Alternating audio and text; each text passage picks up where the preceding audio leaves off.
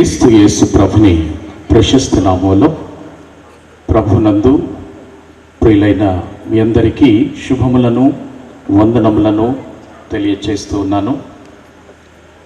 ఈ సాయంత్రపు సభలో ఈ నెల ఒక్క దిన ఈ ప్రత్యేక కూటంలో నేను భాగస్తున్నై మీతో పాటు కలిసి దేవుని వాక్యాన్ని ధ్యానించే ఒక అవకాశాన్ని ప్రభువు నాకు ఇచ్చినందుకు నేను ఆయనకు వందనస్తున్నై ఉన్నాను.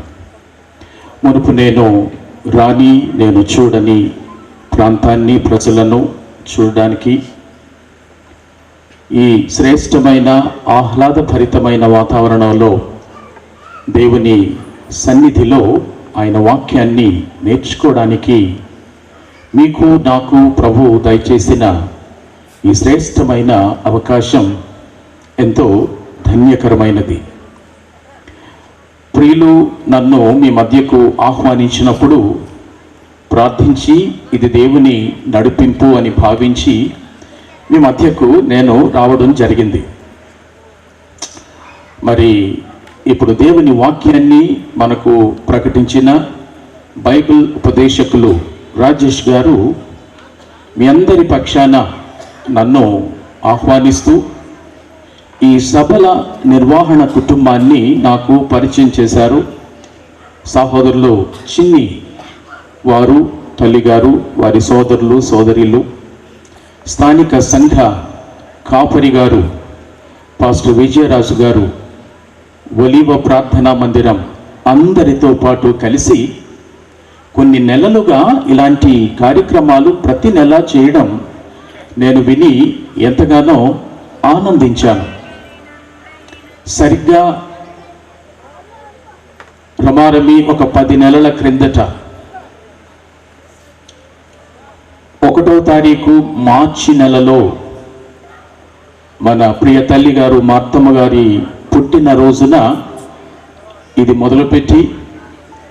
మొదలుకొని ప్రతి సంవత్సరము ప్రతి నెల ఒకరోజు ఇలాంటి ప్రత్యేక 6 బయట సువార్త ఉజ్జీవ సభను నిర్వహించడం ఆ కుటుంబానికి దేవుడిచ్చిన దర్శనమని నేను భావిస్తూ ఉన్నాను. రమారమి మార్చి నుంచి ఇదిగో ఈ డిసెంబర్ వరకు 12 నెలలలో జనవరి ఫిబ్రవరి వదిలితే 10 నెలలు క్రమంగా ఇవి జరుగుతూ వచ్చాయి. ఇది ఈ సంవత్సరానికి చివరి నెల. వారు కొనసాగిస్తూ ఉన్న ఈ నెలవారీ సభలలో 10వ నెల 10వ సభ. నా ఆలోచనలు ఇంకా ముందుకు వెళ్తూ ఉన్నాయి. నిజానికి ఈరోజు మరి దేవుని సేవకులు మీకందరికీ తెలిసి వెరే మాస్టర్ గారు అని మీరందరూ ప్రేమతో పిలుచుకుని ఆ ప్రియ తండ్రి గారి పుట్టిన దినం అయి ఉండడం కూడా ఎంత శ్రేష్టమైన విషయం. అమ్మగారి పుట్టినరోజు ఆ నెలలో ప్రారంభమైంది. ఈ సంవత్సరపు చివరి ఈ కార్యక్రమం ప్రభు సన్నిధికి ముందుగా చేరుకుని నేటికి రమారమి 25 ఏళ్ళు అయిన వీరయ్య మాస్టర్ గారు వారి పుట్టిన దినమున ఈ నెల ఈ సభ జరగడం ఎంతో ధన్యకరమైనది. హృదయానికి ఈ కుటుంబానికి ఉన్న ఆసక్తి, ఆ దర్శనము, ఆ ఆధ్యాత్మిక తపనను అది ఎత్తిపట్టి చూపిస్తూ ఉంది. నీతిమంతులను జ్ఞాపకం చేసుకోవడం అది ఎన్నటెన్నటికీ ఆశీర్వాదం. ఆ విధంగా వీరయ్య మాస్టర్ గారు వారు విద్యారంగములో దశాబ్దాల కాలం పాటు అనేక మందికి శ్రేష్టమైన విద్యను అందించడం మట్టుకు మాత్రమే కాక ఆధ్యాత్మిక బోధనలు కూడా వారు చేసి ఊరి ప్రజలందరిలో తలమానికంగా వారు ఉంటూ వారిదైన ముద్రలు వేసి వెళ్ళి నేటికి 25 ఏళ్ళు గడిచిన అలా ఇంకా తాజాగానే ఉన్నాయి. ఇంత శ్రేష్టమైన కుటుంబం, వారి మధురమైన ఆధ్యాత్మిక జాడలు కలిగి ఉన్న ఈ కుటుంబంలో నేను ఈ దినాన్న ఈ పరిచర్యలో భాగస్తున్నవడం ఒక భాగ్యంగా నేను భావిస్తూ ఉంటున్నాను. మరి వారి చిన్న కుమారుడు, ప్రియ సహోదరుడు చిన్ని, దాదాపు వారి సహోదరులు సహోదరులందరూ కూడా నేను పరిశీలన చేసినప్పుడు తండ్రి యొక్క భక్తి, తండ్రి యొక్క విశ్వాసం, ఆ తండ్రి యొక్క ఆధ్యాత్మిక విలువలు ఇవన్నీ కూడా పుణికి పుచ్చుకున్న వారై ఈనాటికి వారు ఆ ఒరవడిని కొనసాగిస్తూ ఉండడం ఎంత శ్రేష్టమైన విషయం ప్రియులారా.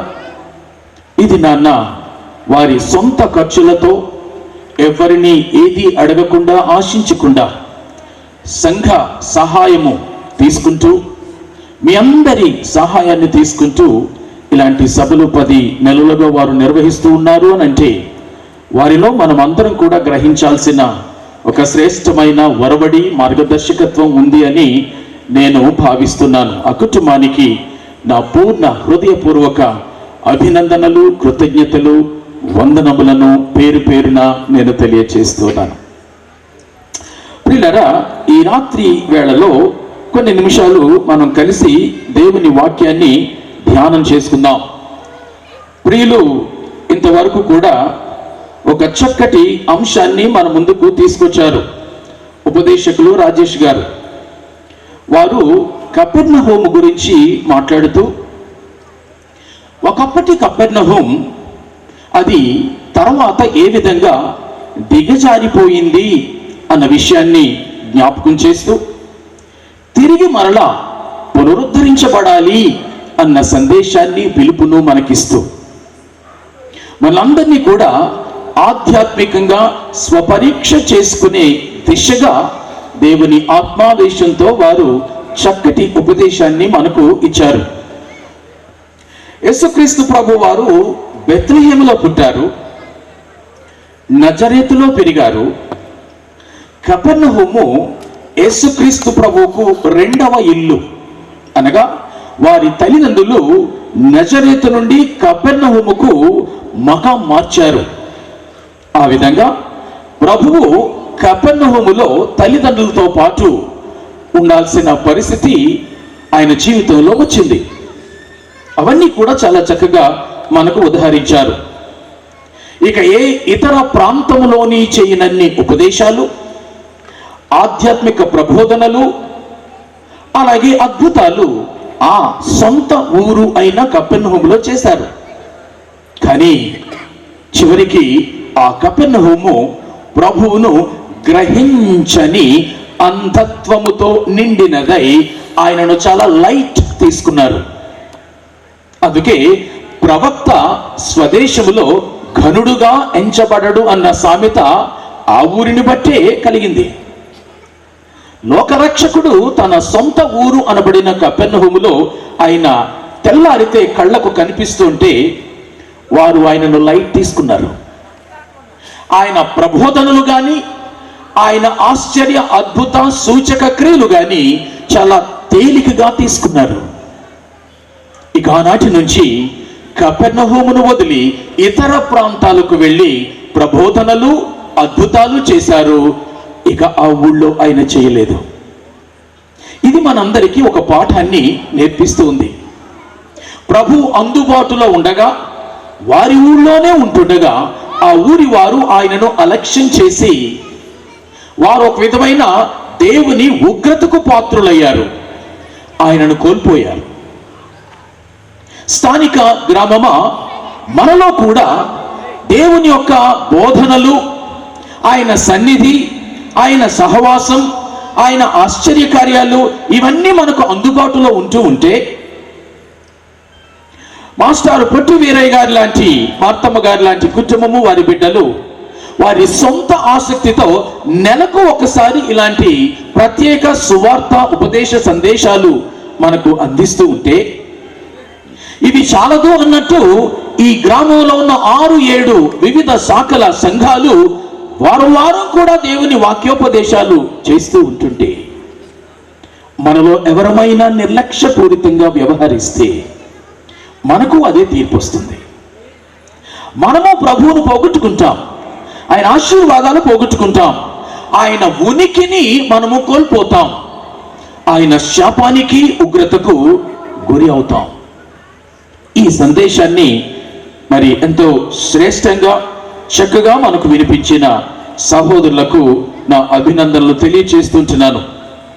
అలాగే ఈనాటి కార్యక్రమాన్ని నిర్వహిస్తుంటున్న ప్రియులు డేవిడ్ గారు, వేదిక మీద ఉన్న పాస్టర్ అశోక్ గారు, ఇంకా దిగువనున్న ప్రతి ఒక్కరికి నా శుభాలు తెలియచేస్తూ చాలా సంక్షిప్తంగా నేను కూడా మీతో కొన్ని వాక్యోపదేశాలు, సిద్ధపాటుకు సంబంధించిన వాక్యోపదేశాలు ఉంచాలని ఆశపడుతున్నాను. మీ చేతుల్లో బైబిల్ ఉంటే నాతో పాటు 1, 2, 3 వచనాలు నేను అక్కడక్కడ తీసి చూపిస్తాను. ఇది క్రైస్తవ విశ్వాస కుటుంబాలు, సంఘాలు, వ్యక్తులు అయిన వారు క్రీస్తు ప్రభుని పునరాగమనమునకు సంబంధించిన సిద్ధపాటుకు సంబంధించిన సంక్షిప్త ఉపదేశాలు ఈ రాత్రి 2వ ఉపదేశంగా నేను మీ ముందు ఉంచబోతున్నాను. మీరు ఎంత చక్కగా 1 గంట సమయం దేవుని వాక్యాన్ని విన్నారో అలాగే 1 గంట, మరొక గంట మీరు అలా ఉండగలిగితే, చలి కూడా పెద్దగా లేదు, ఎందుకో చాలా బాగుంది, ఆహ్లాదంగా ఉంది, కంటికి ఏమాత్రము ఇబ్బంది లేని రీతిలో చక్కటి ప్రక్క లైట్లు అరేంజ్ చేశారు, ప్రాంగణం అంతా కూడా విద్యుత్ వెలుగులతో ఉంది, చక్కటి వేదిక సిద్ధం చేశారు, అన్ని బాగున్నాయి. కాబట్టి 1 గంట సమయం అటు ఇటు మరొక ఉపదేశాన్ని వినడానికి సిద్ధపడమని నేను ఆశపడుతుంటున్నాను. నాతో పాటు మీరు బైబిల్ తెరవండి. అపోస్తలుడైన పౌలు తిమోతికి తాను రాసిన మొదటి పత్రికలో 3వ అధ్యాయంలో 14, 15 వచనాలు నేను చదువుతాను. మీరు ప్రతి నెల ఇలాంటి సభలకు కానీ, మీ వారం మందిర మీటింగులు కానీ బైబిళ్లను తీసుకువెళ్ళాలి. కూడా ఒక నోట్ పుస్తకం కూడా పెట్టుకోవాలి, ఒక పెన్ను పెన్సిల్ కూడా దగ్గర పెట్టుకోవాలి. మిక్కుటంగా బోధనలను వినాలి, హృదయంలోనికి, మనస్సులోనికి వాటిని చేర్చుకోవాలి. ప్రియులారా, అక్కడ ఒక మాట చూడండి, 3వ అధ్యాయము 1 తిమోతి 14, 15 వచనాలు నేను చదువుతాను, మీ బైబిళ్లలో మీరు గమనించండి. శీఘ్రముగా అపోస్తలుడైన పౌలు తిమోతికి రాసిన మొదటి పత్రికలో ఇలా రాస్తున్నాడు తిమోతికి, తిమోతి, నేను శీఘ్రముగా నీ యొద్దకు వస్తానని నేను నిరీక్షిస్తున్నాను. అయినను నేను ఆలస్యము చేసిన ఎడల దేవుని మందిరములో, అనగా జీవము గల దేవుని సంఘములో జనులు ఎలాగూ ప్రవర్తింపవలెనో అది నీకు తెలియవలెనని ఈ సంగతులను నీకు వ్రాయించున్నాను అని అంటాడు. జాగ్రత్తగా గమనించండి. తిమోతి ఎఫెసు అనే ఒక ప్రాంతములో పెద్దగా, ఉపదేశకునిగా, మన మాటల్లో ఒక పాస్టరుగా నియమించబడ్డాడు. అలాంటి ఒక యవ్వన ఉపదేశకునికి పరిణతి చెందిన సీనియర్ అపోస్తలుడు అయిన పౌలు ఉత్తరం రాస్తూ, తిమోతి, ఈ ఉత్తరం నీకే, నేను రాస్తున్న సంగతులు నీకే. ఏంటి అని అంటే, చూడు, జీవము గల దేవుని సంఘములో జనులు ఎలాగూ ప్రవర్తింపవలెనో నీవు ముందు తెలుసుకోవాలని నీకు రాస్తున్నాను. ఒకసారి నువ్వు తెలుసుకున్న తర్వాత నీ సంఘ విశ్వాసులకు నువ్వు ఎటు చెప్తావు, ముందు నువ్వు తెలుసుకో అని అంటూ తిమోతికి ఉత్తరం రాస్తున్నాడు. జీవము గల దేవుని సంఘములో జనులు ఎలాగూ ప్రవర్తింపవలెనో. సంఘం అంటే ఒక ప్రవర్తన నియమావళి ఉంటుంది. సంఘములో నియమ నిబంధనలు ఉంటాయి, ప్రవర్తన తీరుతెన్నులు ఉంటాయి. వాటి కొరకు సంఘం సిద్ధపడాలి. సంఘ కాపరులు ముందు సిద్ధపడాలి. నేను రావాలి అని అనుకుంటున్నాను తిమోతి నీ దగ్గరికి, కాస్త ఆలస్యం అయ్యేట్టుంది. ఈలోగా నా రాక కంటే ముందు ఈ ఉత్తరాన్ని పంపిస్తున్నాను నీకు, చదువుకో.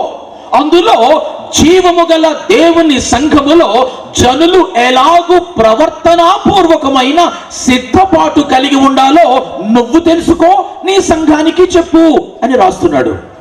సిద్ధపాటు, ప్రవర్తనకు సంబంధించిన సిద్ధపాటు. ఇది నాన్న అనేక సంఘాలలో ఈ ప్రవర్తన నియమావళితో కూడిన సిద్ధపాటులు లేకుండా ఉన్నాయి. నేను రావాలని అనుకుంటున్నాను, వచ్చే ముందుగా ఈ ఉత్తరం రాస్తున్నాను, నేను వచ్చేలోగా ఇవి సిద్ధపడండి, సాధన చెయ్యండి, ప్రాక్టీస్లో పెట్టుకోండి అంటూ రాస్తున్నాడు. అదే మాటలు ఇవాళ అన్వయించుకుంటే ఇవాళ పౌలు రాడు, ఇవాళ అపోస్తులు ఎవరు కూడా మన దగ్గరికి వచ్చే అవకాశం లేదు. కానీ ప్రభువు రాబోతున్నాడు. ఎవరు రాబోతున్నారు? ప్రభువు మరలా తిరిగి రాబోతున్నాడు. ఆయన వచ్చే లోపున సంఘములలో వారి వారి ప్రవర్తన నియమావళిని అనుసరించి వారు సిద్ధపడి ఉండవలసిన ఆవశ్యకత ఉంది. ఆనాడు పౌలు వస్తాడేమో అని తిమోతి సిద్ధపడ్డాడు.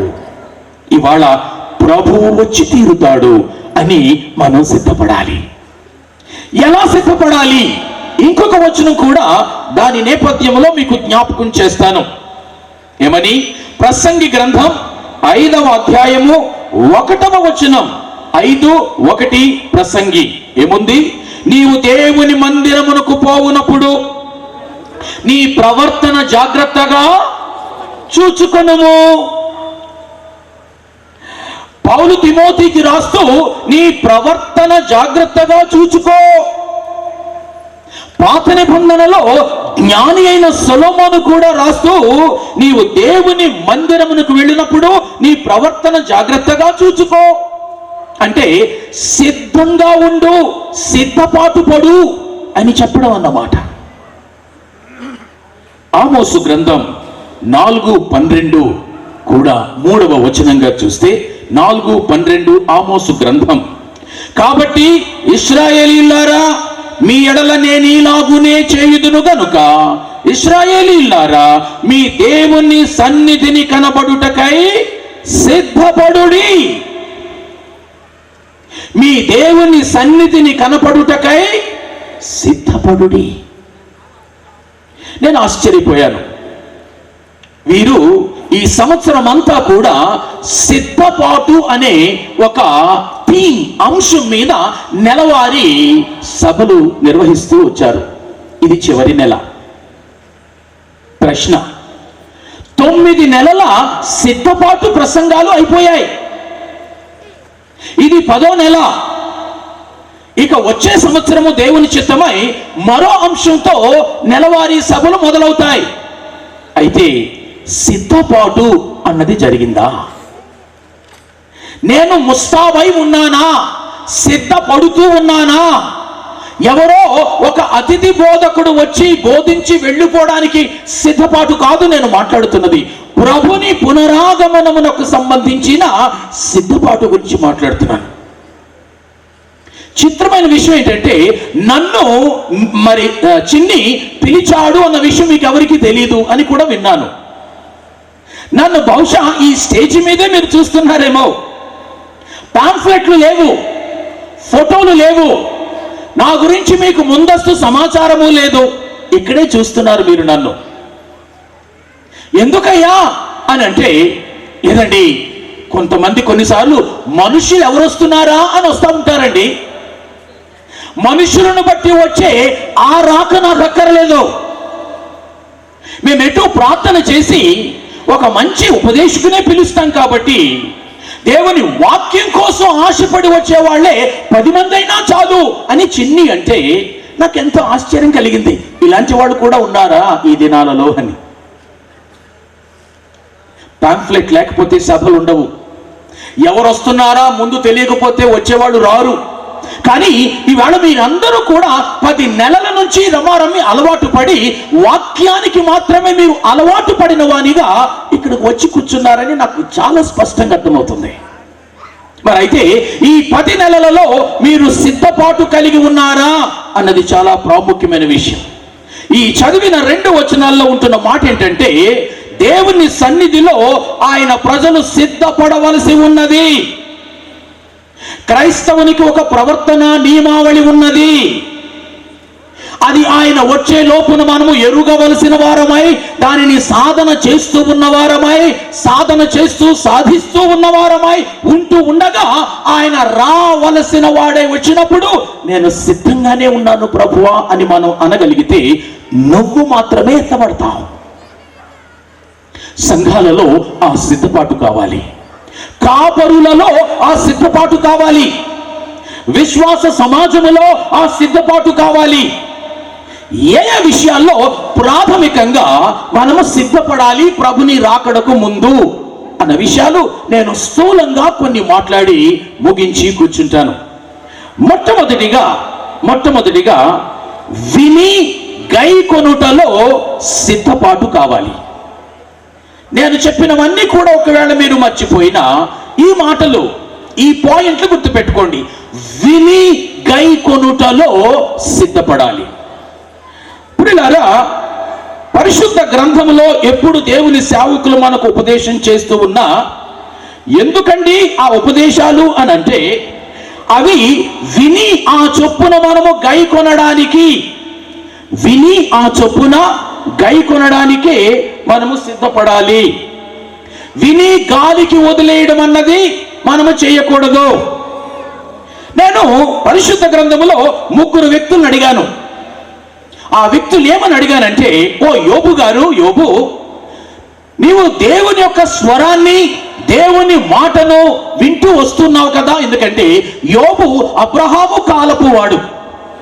ఆ సమయానికి ఇంకా లేఖనాలు లేవు. దేవుని యొక్క స్వరము, దేవుని యొక్క మాట ఒక కళ రూపంలో, ఒక దర్శన రూపంలో, ఒక స్వరం రూపంలో వింటూ ఉండేవారు. నీవు కూడా దేవుని మాట వింటున్నావు కదా, నిన్ను దేవుడు గొప్పగా చెప్పి పొంగిపోతున్నాడు కదా, ఊజు దేశమందంతటిలో నీలాంటి వాడు లేడు అని దేవుడు గొప్పలు పోతున్నాడే. మరి నువ్వు దేవుని మాటలు వింటూ ఉన్నప్పుడు అవి నీలో ఒక నిర్ణయానికి, కార్య సిద్ధి కలుగజేయడానికి కారణం అయ్యాయా?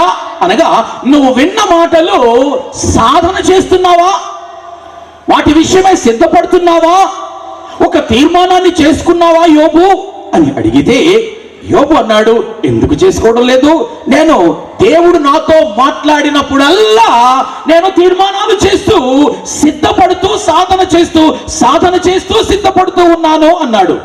ఏది ఒక్కటి చెప్పు ఉదాహరణకు అని అడిగాను. ఇలా అన్నాడు, ఒకరోజు దేవుడు నాతో మాట్లాడుతున్నప్పుడు నేను ఇలాంటి ఒక సిద్ధపాటు తీర్మానాన్ని చేసుకున్నాను అన్నాడు. ఏంటది అని ఆశగా అడిగాను యోబును.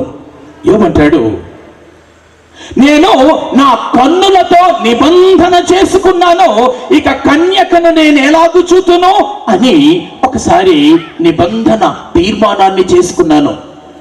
నా కళ్ళు నన్ను అభ్యంతరపరుస్తూ ఉంటే, అవి నన్ను కలవరపరుస్తూ ఉంటే, అవి నన్ను భ్రమపరుస్తూ ఉంటే, ఒకరోజు దేవుడు నాతో మాట్లాడితే నేను ఇలా తీర్మానం చేసుకున్నాను, దేవా ఇదిగో ఇప్పుడే నా కళ్ళతో నేను నిబంధన చేసుకుంటున్నాను, ఇక నేను కన్యకను ఎలా చూస్తాను. ఎంత శ్రేష్టమైన తీర్మానం అండి, ఎంత దివ్యమైన ప్రాక్టికల్ సిద్ధపాటండి. బోధలు విని, బోధలు బోధించి వెళ్ళిపోవడం కాదు. ఒక బోధన నీకు నాకు దొరికినప్పుడు అది ఎలా చివరికి రూపాంతరం చెందాలి అని అంటే ఒక తీర్మానం రూపంలో అది నాలో రూపాంతరం చెందాలి. ప్రసంగించి తీర్మానం చేసుకోకపోతే నేనొక వేషధారిని. ప్రసంగాలు విని మీరు తీర్మానం చేసుకోకపోతే మీరు వేస్ట్గా వచ్చి కూర్చొని వెళ్ళిపోతున్నారు. ఏ ఉపదేశములోనైనా దేవుడు మనతో మాట్లాడితే అది ఒక తీర్మానము రూపములోనికి తెచ్చుకోవడమే సిద్ధపాటు పడ్డం. యోబు చేశాడు ఆ పని. నేను నా కన్నులతో నిబంధన చేసుకున్నాను, ఇక కన్యకను నేను ఎలాగూ చూస్తున్నా. ఈ దినాన్ని ఇక్కడ కూర్చున్న మనలో ఎవరికైనా మన శరీర అవయవాలు మనల్ని తొందర చేస్తూ ఉంటే, అవి పాపపు దిశగా నడిపిస్తూ ఉంటే, దేవుని వాక్యం మనతో సూటిగా మాట్లాడుతూ ఉంటే మనం కూడా అలాగే తీర్మానం చేసుకోవాలి. దేవా, నా చేతులతో నేను నిబంధన చేసుకుంటున్నాను, ఇక చెడు ఎలా చేస్తాను? నా కాళ్లతో నేను నిబంధన చేసుకుంటున్నాను, ఇక చెడు ఎలా నడుస్తాను? నా నోటితో నేను నిబంధన చేసుకుంటున్నాను, ఇక చెడు ఎలా మాట్లాడతాను? నా నడక, నా పడక, ఇవన్నీ నేను నిబంధన పరిధిలోనికి తెస్తున్నాను, ఇక నీకు వ్యతిరేకమైన కార్యాన్ని నేను ఎలా చేస్తాను? అలాంటి తీర్మానంలోకి ఈ రాత్రి మనము రావడమే సిద్ధపాటు. సిద్ధపాటు ప్రసంగానికి సంబంధించింది కాదు. సిద్ధపాటు ఈ సభను నిర్వహించిన నిర్వహణకు సంబంధించింది కాదు. సిద్ధపాటు అంటే వినిన వాక్యము నాకు ఎలా వర్తిస్తుంది, నేనెలా దాని విషయమై ఒక తీర్మానానికి వచ్చాను అన్నదే సిద్ధపాటు. ఇక్కడ కూర్చున్న మనలోని అవయవాలు మనల్ని తొందర చేస్తున్నట్లయితే, అవి శరీరాశ వైపుకు మనల్ని లాగుతున్నట్లయితే, ఆ అవయవాన్ని దేవుని చేతికి అప్పగించి, అది కన్నైనా, ముక్కైనా, చెవైనా, నోరైనా, చెయ్యైనా, కాలైనా, మరి ఏదైనా కూడా, ప్రభువా, ఈ నా శరీరమును నేను నీ నిబంధన పరిధిలోనికి తెస్తున్నాను. నిబంధన, అగ్రిమెంటు, రెండు పదాలు ఉన్నాయి. అగ్రిమెంట్ అంటే నీకు నాకు మధ్యలో దేని విషయమైనా జరిగే ఒప్పందం అగ్రిమెంట్. అది దానికి ఎవరో ఒకరిద్దరు సాక్షులు ఉంటారు. నాకు నచ్చకపోయినా ఆ అగ్రిమెంట్ నుంచి బయటకు వస్తాను, నీకు నచ్చకపోయినా అగ్రిమెంట్ లో నుంచి బయటకు వెళ్ళిపోతావు. నిబంధన అది కాదు. నిబంధన నాకు దేవునికి మధ్యలో జరిగేది. నిబంధన నుంచి దేవుడు ఎన్నడూ తొలగిపోడు. ఆయన నిబంధన కర్త. కాబట్టి దేవునితో నేను ప్రవేశించిన నిబంధన అది మధ్యలో ఆగిపోయేది కాదు. ఒకవేళ నేను బలహీనపడి, నేను ఒకవేళ జావగారిపోయినా ఆయన నన్ను విడువడు, తన నిబంధన విషయానికి వెళ్ళడు. ఇవాళ మనం చూస్తుంటున్న ఇశ్రాయేలీలు, ఆ ఇశ్రాయేలు దేశంలో వారు ఉండవలసిన వారు కారు. వారు ఏనాడో జాతి జాతి అంతరించిపోవలసిన వారు, కానీ వారు అబ్రహాము యొక్క నిబంధన వారసులు. కాబట్టి ఇశ్రాయేలీలు పాపము చేసినా కూడా దేవుడు వారిని వెంటబడి పెడుతూ తన కోసం శేషాన్ని ఉంచుకుంటూ వస్తున్నాడు. అందుకే ఈ దేవుడు నిబంధన దేవుడు. పిల్లరా, యోబు అలాగున, దేవా, నా కళ్ళను నీతో నిబంధన పరిధిలోనికి తెచ్చాను, ఇక నేను కన్యకుని ఎలాగ చూతును. ఈ మాటలు మాట్లాడుతుంటున్నప్పుడు మనలో ఎవరమైనా ఏ అవయవమైనా శరీర కార్యములకు లోనై దేవునిని బాధ పెడుతూ నీ శరీరానికి, మనసుకు, ఆత్మకు నీవు మురికి అంటించుకునే దౌర్భాగ్యకరమైన భ్రష్ట స్థితిలో ఉంటే నువ్వు ఆయన రాకడ కొరకు సిద్ధంగా లేవు. ఆ అవయవాలను, ఆ పరిస్థితులను ప్రభువుకు యోబు వలె నిబంధన పరిధిలోనికి తెచ్చేద్దాం. దేవా, ఇక కళ్ళైతే నావే ప్రభువా, కానీ చూపు నీది. చేతులైతే నావే ప్రభువా, కానీ చేష్టలు, క్రియలు నీవి. కాళ్ళైతే నావే ప్రభువా, కానీ నడక నీది. మెదడైతే నాదే ప్రభువా, ఆలోచన నీది. హృదయమైతే నాదే ప్రభువా, ఉద్రేకాలు నీవి.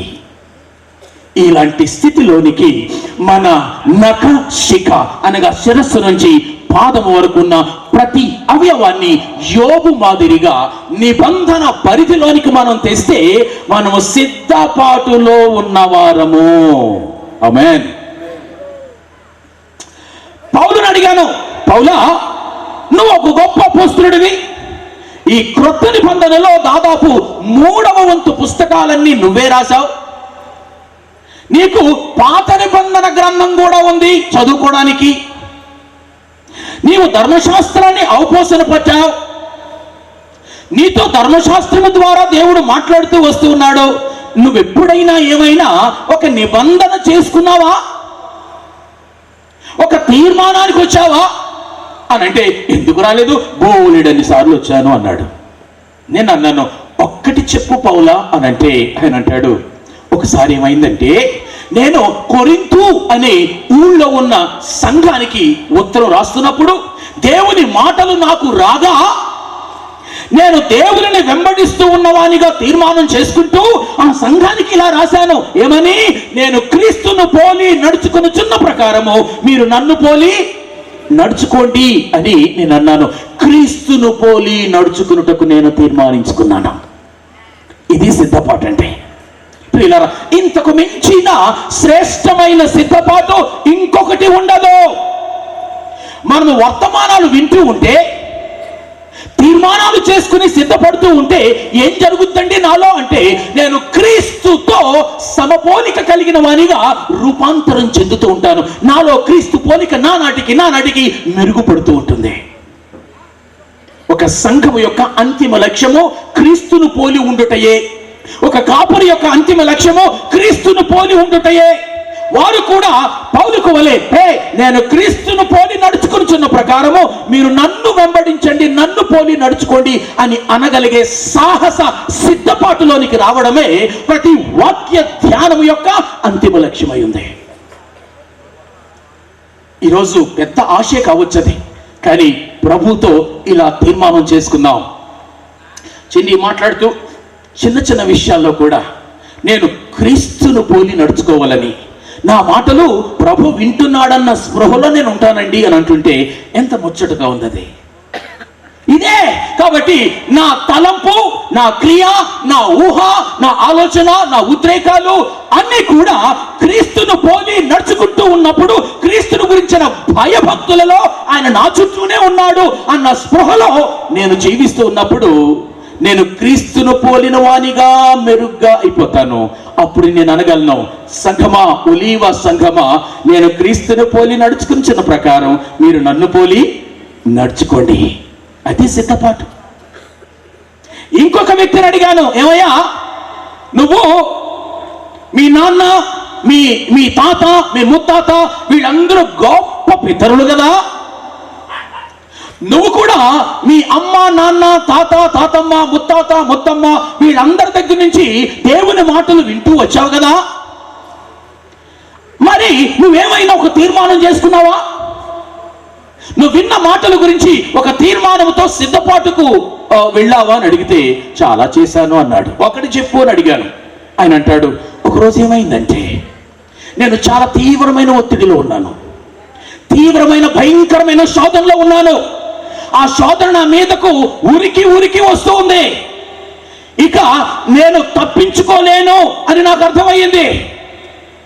అప్పుడు ఇలా నేను అన్నాను, ఇలా తీర్మానం చేసుకున్నాను. ఏమని? నేను ఎట్లు ఇంత ఘోరమైన దుష్కార్యము చేసి దేవునికి విరోధంగా పాపం కట్టుకుంటానో అన్నాను నేను. అది నా తీర్మానం. ఇది యోసేపు మాట. ప్రియమైన దేవుని బిడ్డలారా, ప్రముఖులైన 3 వ్యక్తుల యొక్క తీర్మానాలు మీ ముందుకు తీసుకొచ్చాను. ఇవి తీర్మానాలు కాదు, ఇవి సిద్ధపాటులు.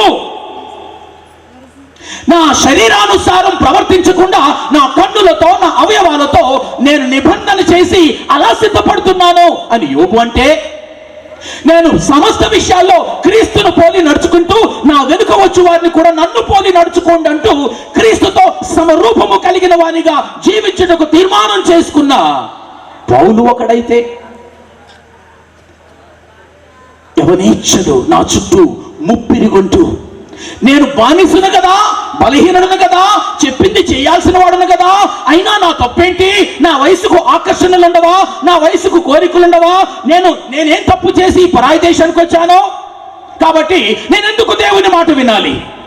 నేనెందుకు ఈ పరాయి దేశంలో పవిత్రంగా బ్రతకాలి అని అనుకుంటే ఏం లేదు ఇవాళ యోసేపు గురించి మాట్లాడుకోవడానికి. కానీ తల్లి లేదు దగ్గర, తండ్రి లేడు, అన్నలు లేరు, స్వదేశం కాదు పరదేశము, పరదేశపు బాట, పరదేశపు భాష, పరదేశపు దేవతలు, పరదేశపు అధికారులు, తాను బానిసైనప్పుడు సైతము ఎంత ఘోర దుష్కార్యము చేసి యెహోవాకు విరోధంగా నేనెట్లు పాపాన్ని చేస్తాను అని పారిపోయాడు. ఈ 3 ఉదాహరణలు నేను ఎందుకు చెప్తున్నానంటే, జీవము గల దేవుని సంఘములో జనులు ప్రవర్తన కలిగి ప్రవర్తించాలి అనంటే, దేవుని సన్నిధిలో కనపడుటకు, దేవుని రాక కొరకు ఎదురు చూచుటకు సిద్ధపడాలి అనంటే, మనమందరం కూడా దేవుని నిబంధన పరిధిలోనికి రావాలి.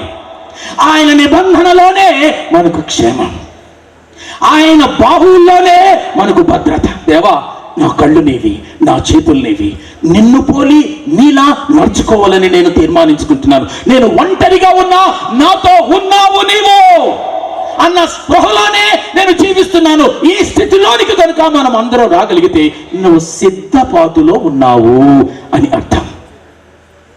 ఈ మాటలు చెప్పి ఎలా మనము సిద్ధపడవలసిన వారమై ఉన్నాము అని చెబుతూ మొట్టమొదటిగా దేవుని యొక్క మాటలు విని ఆ చొప్పున చేయువారంగా ఉండాలి. వినాలి గైకొనాలి.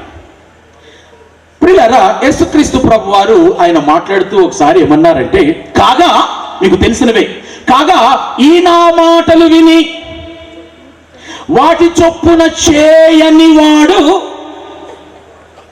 ఇసుక మీద తన ఇంటిని కట్టుకొనిన బుద్ధిహీనుని పోలి ఉండును అన్నాడా లేదా మత్తయి సువార్తలో? అదే ఆయన రెండవ మాట, కాగా ఈ నా మాటలు విని వాటి చొప్పున చేయువాడు బండ మీద తన ఇంటిని కట్టుకొనిన బుద్ధిమంతుని పోలి ఉండును అన్నాడు. చూడండి, ఒకడు బుద్ధిహీనుడట, మరొకడు బుద్ధిమంతుడట. బుద్ధిహీనుడు మాటలు విన్నాడు, బుద్ధిమంతుడు మాటలు విన్నాడు. బుద్ధిహీనుడు ఇల్లు కట్టుకున్నాడు, బుద్ధిమంతుడు ఇల్లు కట్టుకున్నాడు. బుద్ధిహీనునికి గాలి ఆ ఇంటి మీద కొట్టింది, బుద్ధిహీనునికి గాలి ఆ ఇంటి మీద కొట్టింది. బుద్ధిహీనుని ఇల్లు కూలినది, బుద్ధిమంతుని ఇల్లు నిలిచినది. ఎందుకు?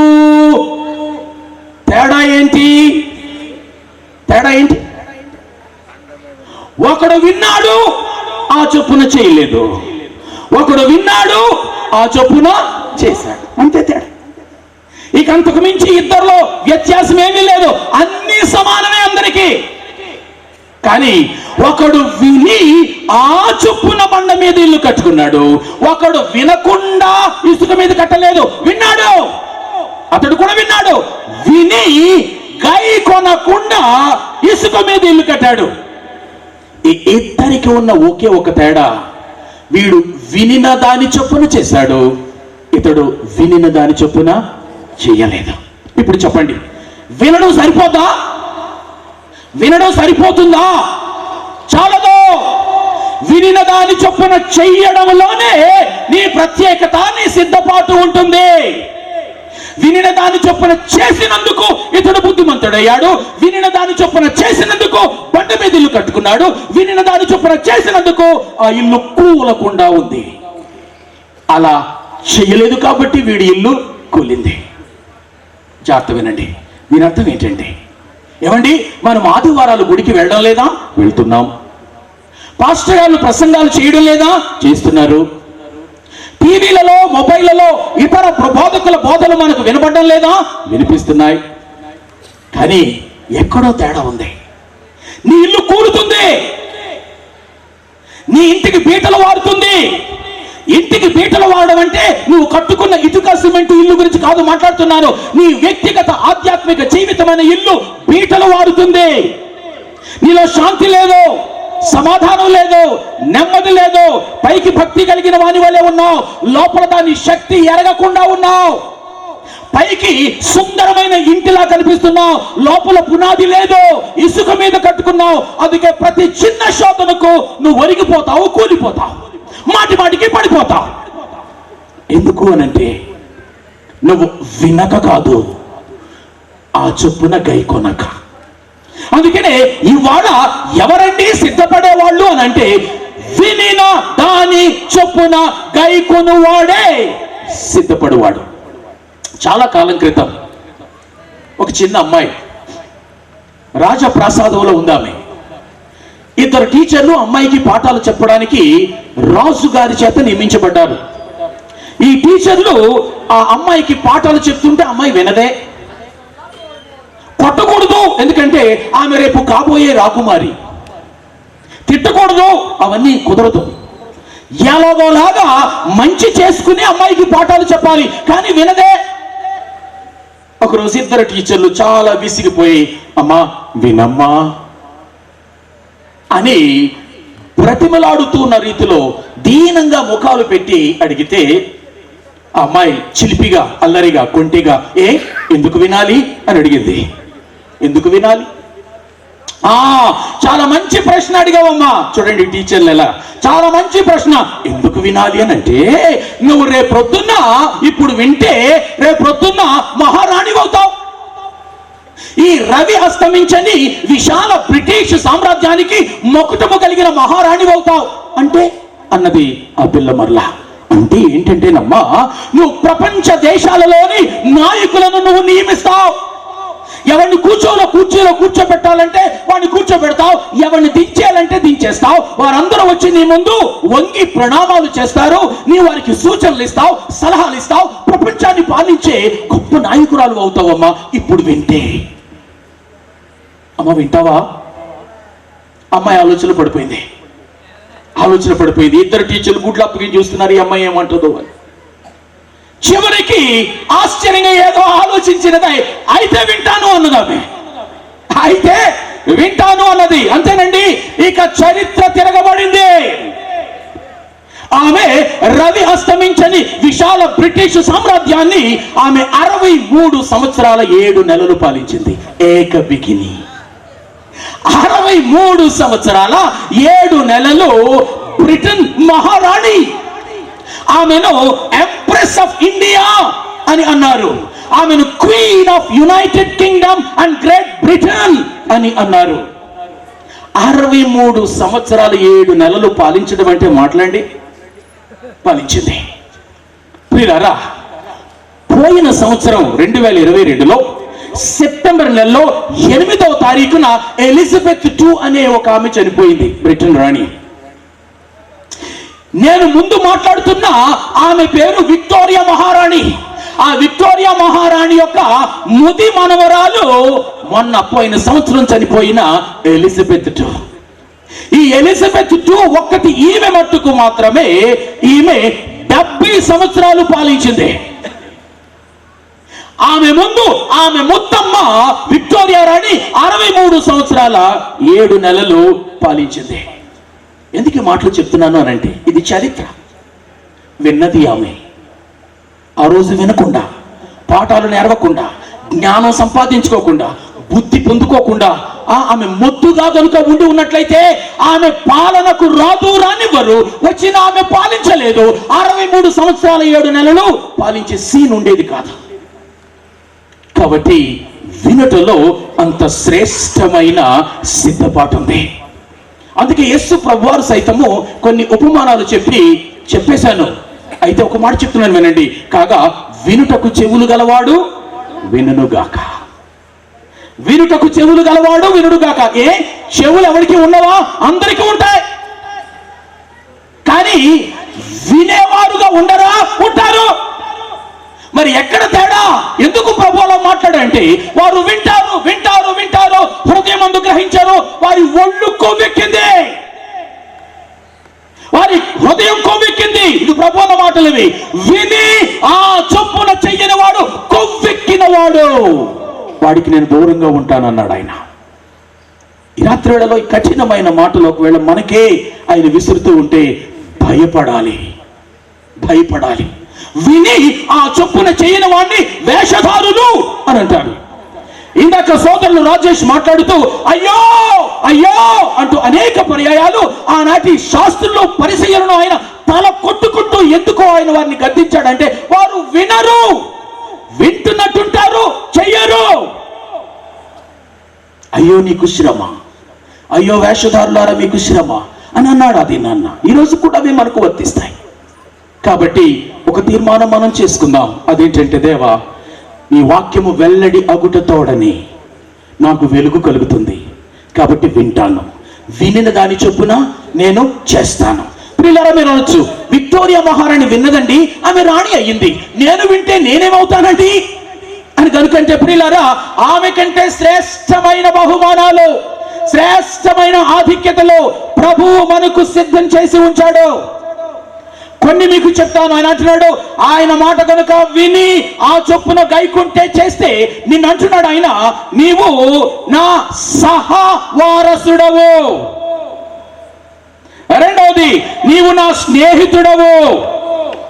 మూడవది, దేవదూతలకు తీర్పు తీర్చువాడవు. నాలుగవది, క్రీస్తుతో జత పని వాడవు. ఐదవది, క్రీస్తు శరీరముతో పోల్చబడిన ఆయన సంఘములో వివిధ అవయవానివి. ఇన్ని భాగ్యాలు ప్రభు మనకు సిద్ధం చేసి ఉంచాడు. విందామా?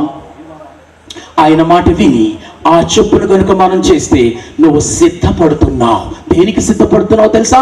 క్రీస్తుతోడి సహదాసునిగా, జత పనివానిగా, ఆయన స్నేహితునిగా, సంఘమని ఆయన శరీరంలో ఒక అవయవానిగా, ఆయనతో రేపు సదాకాలము కూర్చొని ఏలబోతున్నా సహ ఏలికగా నువ్వు ఉండబోతున్నావు. కడకు దేవదూతలకు సహా తీర్పు తీర్చబోతూ ఉన్నావు.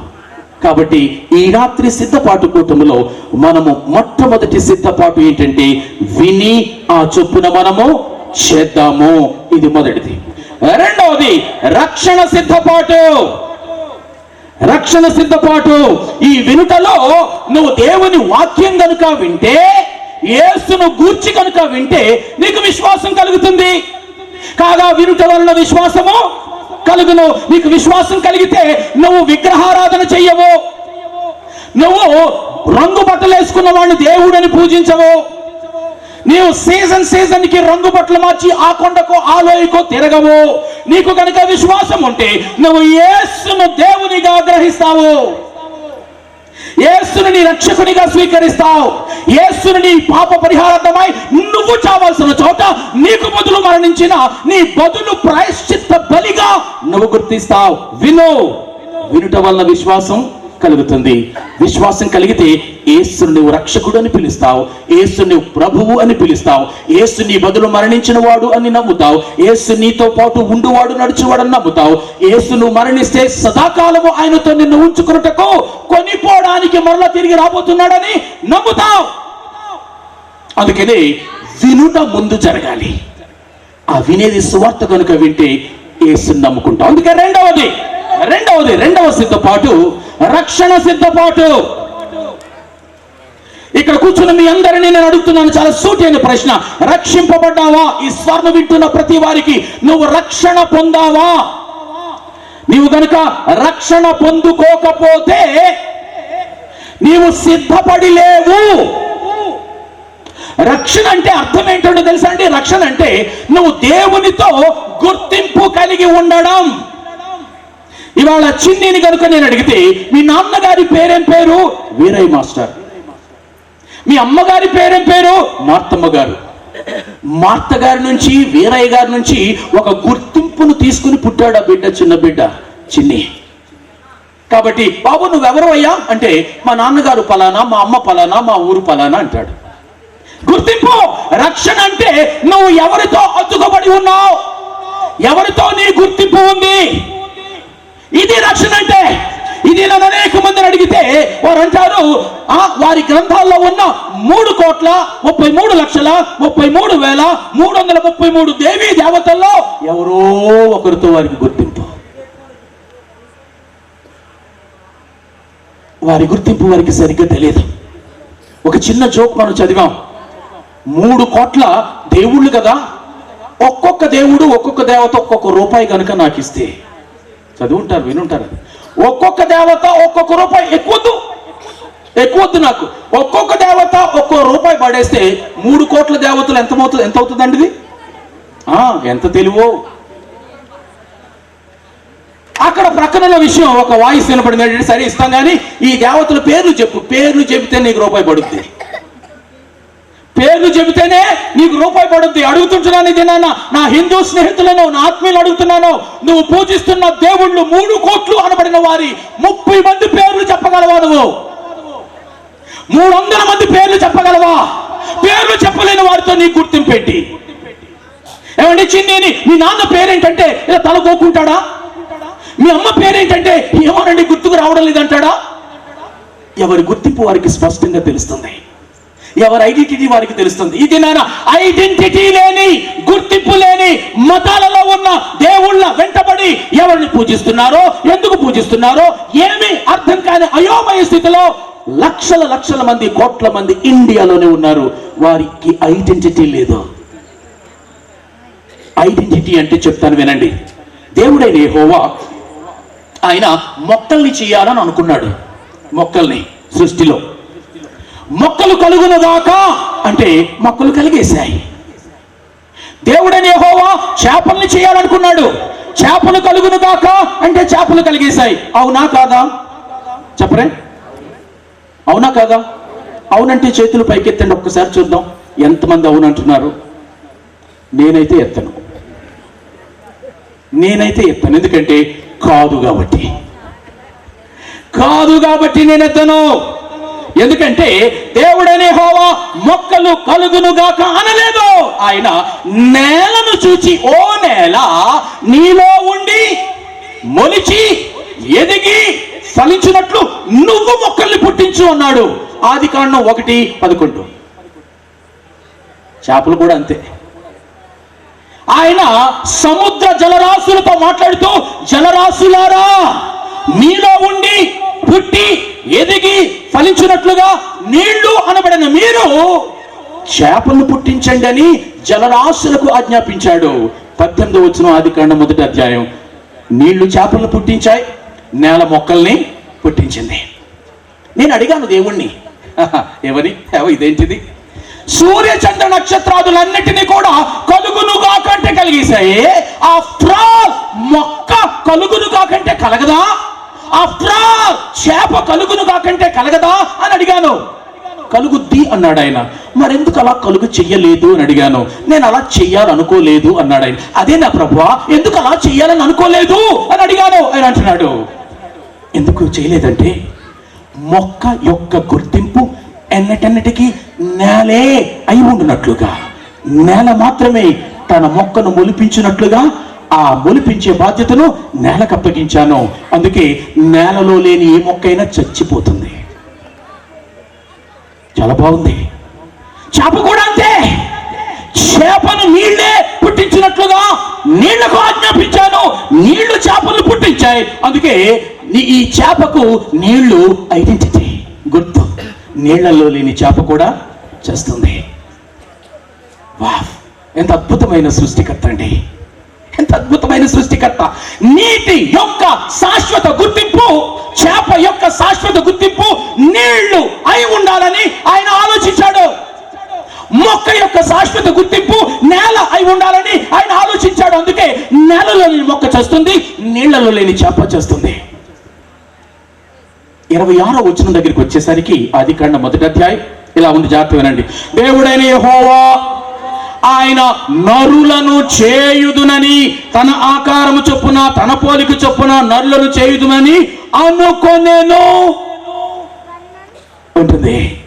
ప్రియులారా, ఎప్పుడైతే దేవుడు మానవులను నా ఆకారము నా పోలిక చొప్పున నేను నరులను చేయుదును అనుకున్నానో, అప్పుడు మంటి సహాయం తీసుకొని ఒక ముద్దగా బొమ్మగా చేసి ఆ బొమ్మలో తన నాసికారంధ్రాల్లో జీవవాయువును ఊది జీవాత్మవానిగా చేశాడు. జీవ శరీరము కలిగిన వానిగా, జీవ మంటి వానిగా చేయలేదు, జీవాత్మగా దేవుడు మానవుని చేశాడు. మానవుడు మంటి నుండి పుట్టినవాడు కాడు, మానవుడు దేవుని ఆలోచనల్లో నుండి పుట్టినవాడు. అంటే అర్థం ఏంటో తెలుసా? అర్థం ఏంటంటే మానవుని యొక్క ఐడెంటిటీ, మానవుని యొక్క గుర్తింపు నేల కాదు, మానవుని యొక్క గుర్తింపు నీళ్లు కాదు, మానవుని గుర్తింపు ఆకాశము కాదు, మానవుని గుర్తింపు దేవుడే. అది మానవుని యొక్క సృష్టి రహస్యం. 70-80 సంవత్సరాలు మహా అయితే జీవించి ఈ మన్నైన శరీరాన్ని మరలా మంటికి అప్పగించి ఆయన దయచేసిన ఆత్మ అనే గుర్తింపు ఆయన దగ్గరికి వెళ్ళిపోతుంది మళ్ళా. అందుకే నరుడు మంటివాడు కాడు, మంటి శరీరము కలిగిన వాడు. నరుడు దైవ ఆత్మ కలిగిన వాడు, దేవుని ఆలోచన నుంచి పుట్టినవాడు. కాబట్టి దేవునితో ఈ నరుడు గుర్తింపు కలిగి ఉండాలి అని అంటే దేవునిలో ఈ నరుడు ఉండాలి. మొక్క తన గుర్తింపు కాపాడుకోవాలి అని అంటే నీళ్లలో నేలల్లో ఉండాలి. చేప తన గుర్తింపును కాపాడుకోవాలంటే నీళ్లలో చేప ఉండాలి.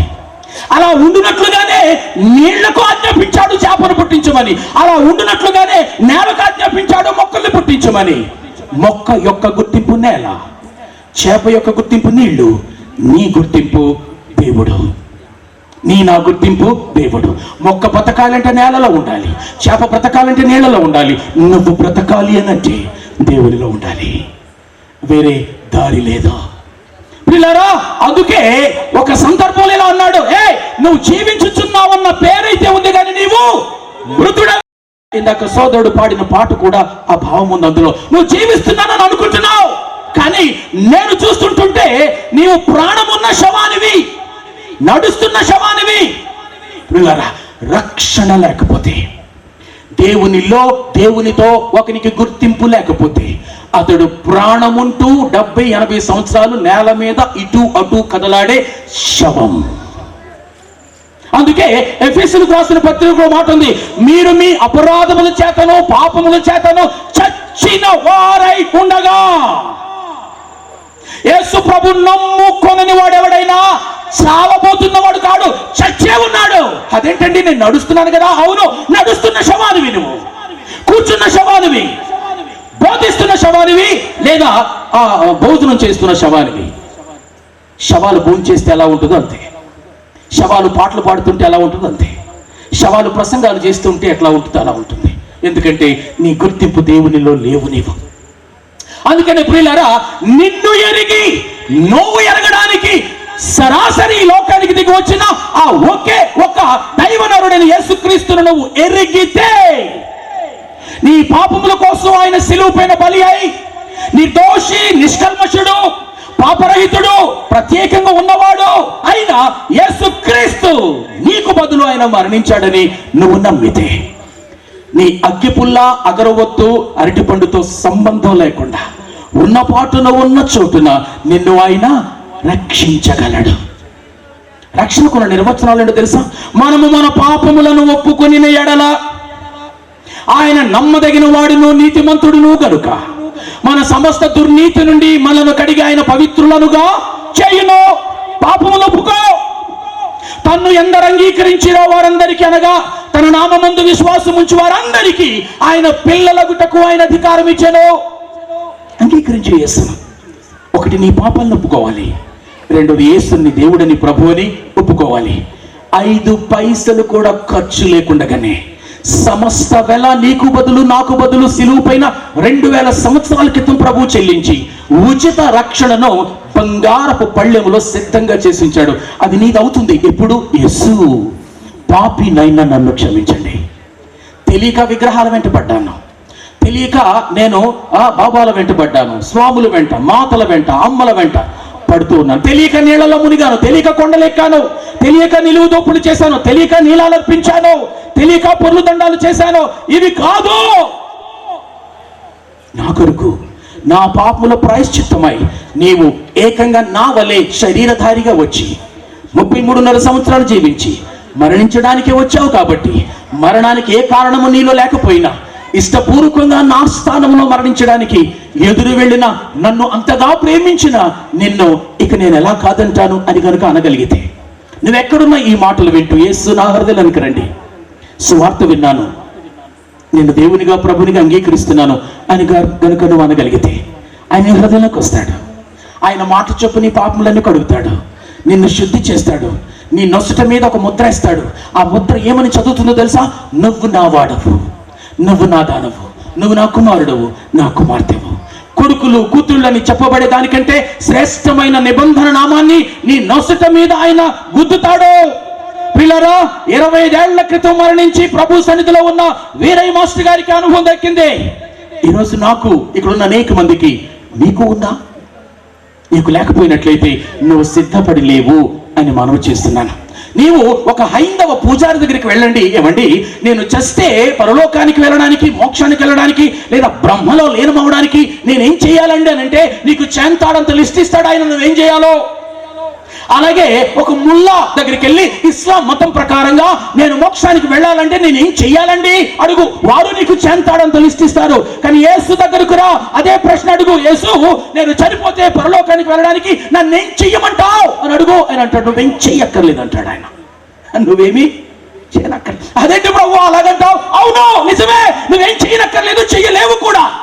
ఎందుకంటే నీ పాపములు పరిహరించుకున్నటకు నువ్వేం చేసుకోలేవు, నీకు మరొకడు ఎవడు ఏం చేయలేడు. ఎందుకు ప్రభు? ఎందుకంటే ఇద్దరు పాపులే కాబట్టి.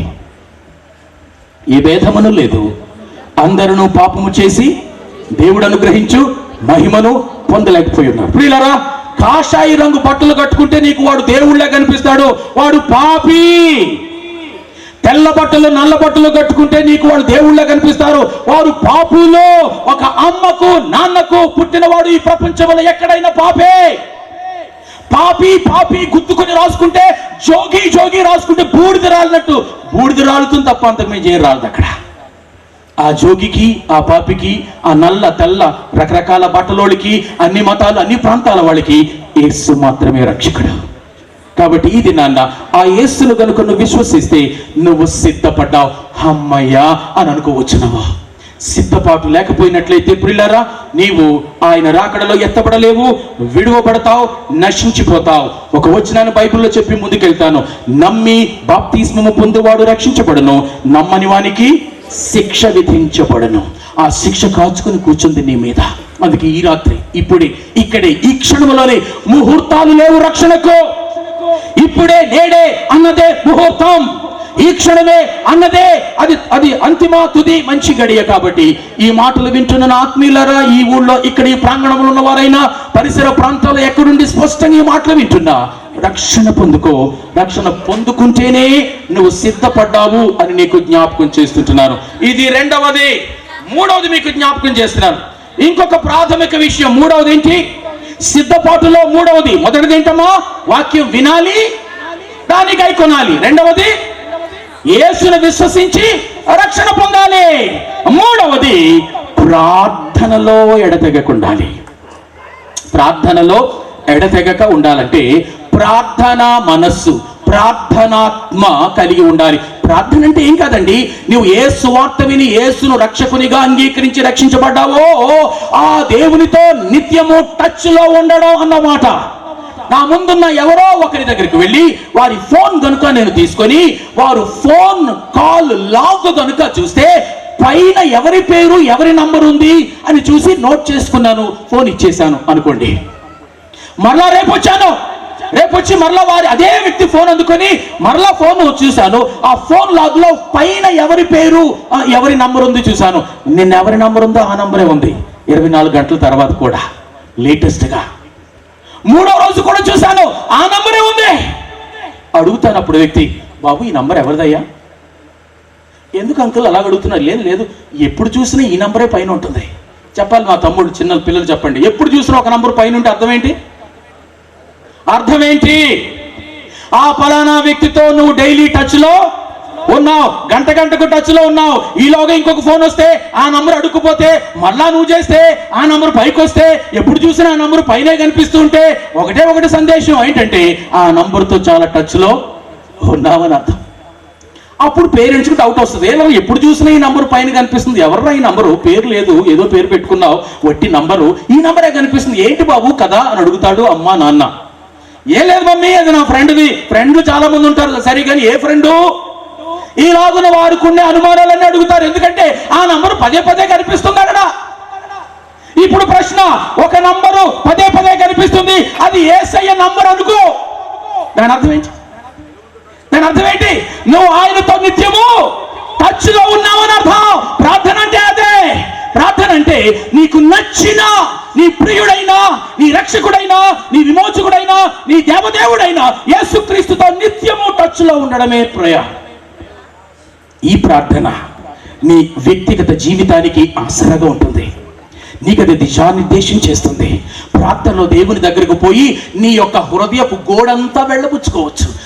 దాయకుండా, అరమరిక లేకుండా అమ్మ దగ్గర దాస్తావేమో, కొన్ని నాన్న దగ్గర దాస్తావేమో, ప్రాణ ప్రియుడు, ప్రాణ ప్రియురాలు, ప్రాణ స్నేహితుడు, స్నేహితురాలు దగ్గర కూడా నువ్వు కొన్ని దాస్తావేమో.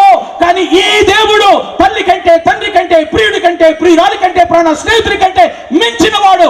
నిన్ను ఆయన కాదనడు, అరమరికలు లేని ప్రేమతో నిన్ను ప్రేమిస్తాడు. నువ్వు తప్పు చేస్తే కాదు నాయనా అంటాడు, నువ్వు ఒప్పు చేస్తే భుజం మీద తడతాడు, కీప్ ఇట్ అప్ అని అంటాడు.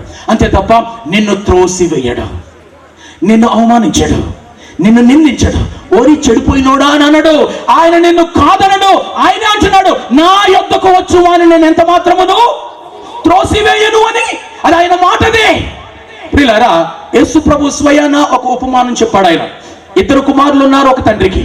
పెద్ద కుమారుడు ఇంట్లో ఉన్నాడు, చిన్న కుమారుడు వాడు నాన్నతో గొడవ పడి డబ్బు తీసుకుని వెళ్ళిపోయాడు. చాలా రోజులు ఆస్తి పాడు చేశాడు. దేశ ద్రిమ్మరిగా ఉన్నాడు, ఆరోగ్యం పోయింది, మనసు కకావికలమైంది, స్నేహితులు విడిచిపోయారు, ఇంటికి వచ్చాడు. మరలా నాకు ఇక ఎక్కడ ఆశ్రయం దొరకదు, మా నాన్న దగ్గర మట్టుకు మాత్రమే. కానీ ఎలా వెళ్తాను మా నాన్న దగ్గరికి? మా నాన్నను తిట్టానే, మా నాన్న దూషించానే, మా నాన్న మీద చెయ్యెత్తానే, కాలెత్తానే, నా ఓట నాకు ఇచ్చని ఊడ్చి తెచ్చేసానే, ఇక ఏ ముఖం పెట్టుకుని వెళ్తాను? వెళితే డబ్బులు ఏం చేసావురా అంటే నేనేం చెప్తాను? నన్ను కొట్టావు కదా అని పాతది జ్ఞాపకం చేస్తే నేనేం చేస్తాను? నన్ను దూషించావు కదా, ఇప్పుడు ఎందుకు వచ్చావు అని అంటే నేనేం మాట్లాడతాను? ఆగాడు, ఆలోచించాడు. ఏమైనా అక్కడే నాకు ఆదరణ, ఏమైనా అక్కడే నాకు భద్రత. తిడితే తిట్టాడు, కొడితే కొట్టాడు, దూషిస్తే దూషించాడు, మా నాన్న దగ్గరికే వెళ్తాను అనుకున్నాడు ఆ పిల్లాడు. వచ్చాడు, ఆ కొడుకు కోసం దూరం నుంచి కొన్ని నెలల నుంచి చూస్తున్నాడు. ఎదురుగా వస్తుంటే కొడుకుని గుర్తుపెట్టాడు, ఎదురు వెళ్ళాడు, కౌగలించుకున్నాడు, ముద్దు పెట్టుకున్నాడు. అరే చెప్పులు ఏమైపోయారా? కొత్త చెప్పులు కొన్నాడు. ఉంగరం ఏదన్నా, ఇదిగో ఉంగరం తొడిగించాడు, విందు చేశాడు. చూడండి నా కొడుకు, నా చిన్న కుమారుడు చచ్చిపోయాడు అనుకున్నాను, మరలా బ్రతికి వచ్చాడు, పండుగ చేసుకుందాం రండి అన్నాడు. ఈ పిల్లాడు చూస్తున్నాడు, ఒరే నువ్వు తీసుకెళ్ళిన ₹1,00,00,000 ఏం చేసావు? ఇప్పుడు అడుగుతాడు. అరే అడగలేదు తండ్రి, నువ్వు ఎన్ని బట్టలు పట్టుకెళ్ళావు, ఈ చెత్తను వచ్చావు, ఆ బట్టలు ఏం చేసావు అడుగుతాడు అనుకున్నాడు. అడగలేదు. ఆ తండ్రికి తన కుమారుని రాక పరమానందమైంది, అది చాలు. అంత ప్రేమ కలిగిన వాడి దేవుడు, అంత ప్రేమ కలిగిన వాడండి ఆయన. నీదైనది ఏది చూడడు, నిన్నే చూస్తాడు. నీ నుండి ఆయనకు ఏది అక్కర్లేదు, నువ్వే కావాలి. కాబట్టి ఆ తండ్రి చిన్న కుమారుని పట్ల తిరుగుబోతూ, తాగుబోతూ, వ్యభిచారి, జోదగాడు, జల్సగా ఖర్చు చేసి తండ్రిని దూషించి వెళ్ళిపోయిన వాడు తిరిగి వస్తే ఈ తండ్రి హక్కును చేర్చుకుని పండుగ చేసుకున్నాడు. ప్రభు కూడా అదే చేస్తాడు. యేసు ప్రభు చేసేది కూడా అదే అయి ఉంది. కాబట్టి ప్రియులారా, ఈ రాత్రి వేళలో నువ్వు ఆయన దగ్గరకు వచ్చిన తరువాత నీవు నిత్యము ఆయనతో ముచ్చట్లాడొచ్చు. You can be in touch with him. నీ ప్రతి అవసరత ఆయనకు వెళ్ళగక్కుకోవచ్చు.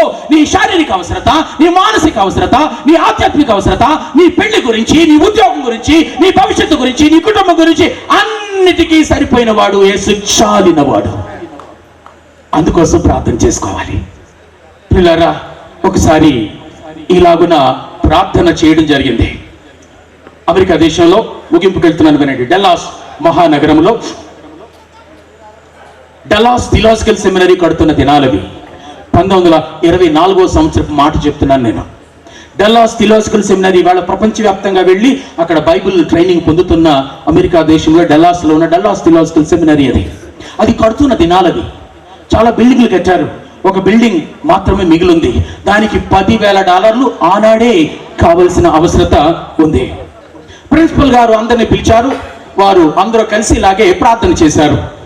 ఆ బిల్డింగ్ కట్టడం కోసం అవసరమైన $10,000 సొమ్ము కోసం. ఒక ప్రొఫెసర్ గారు, ఐరన్ సైడ్ అనే ఆయన ముందుకొచ్చాడు, మైక్ తీసుకున్నాడు. ఆయన కూడా ప్రార్థన చేస్తూ ఉన్నాడు. ఆయన ప్రార్థన చేస్తూ ఏమని ప్రార్థన చేశాడో వినండి. మన అవసరతలు దేవుడు ఎలా తీరుస్తాడో. నువ్వు వాక్యం విని యేసును దర్శించుకుని రక్షించబడితే, రక్షణ పొందుకుంటే, నువ్వు ప్రార్థనలో నీ ప్రతి అవసరతను ఆయన తీర్చువానిగా ఉన్నాడు అని చెప్పడానికి ఈ మాట చెప్తున్నాను. ప్రార్థన కూడా నిన్ను సిద్ధపాటు చేస్తుంది. అందుకే యేసు ప్రభువు వారు ఏమన్నారని శిష్యులతో, మెళకువగా ఉండి ప్రార్థన చేయండి, మెళకువగా ఉండి ప్రార్థన చేయండి. ప్రార్థన సిద్ధపాటులో భాగము. ప్రార్థించని కాపరి, ప్రార్థించని క్రైస్తవ కుటుంబం, ప్రార్థించని సంఘం నువ్వు సిద్ధంగా లేవు. ఆ రకంగా ప్రార్థన నన్ను పరలోకానికి నేను పోవాల్సి వస్తే పోవడానికి, ఆయన వస్తే ఎత్తపడడానికి నన్ను సిద్ధపరిచేది ప్రార్థన. ఎందుకంటే ప్రార్థనలో నేను ఆయనతో టచ్ లో ఉంటాను. అంతేకాదు ప్రార్థన ప్రతి అవసరతను తీర్చేదిగా ఉంటుంది. ఏ అవసరత అయినా ప్రభు దగ్గరికి నేను పట్టుకొని ప్రార్థనలో వెళ్ళగలను. మీరు కూడా ఎన్నోసార్లు ప్రార్థించి పొందుకున్న వారై ఉండి ఉంటారు. ఐరన్ సైడ్ ప్రార్థన చేశాడు. ప్రభువా తండ్రి,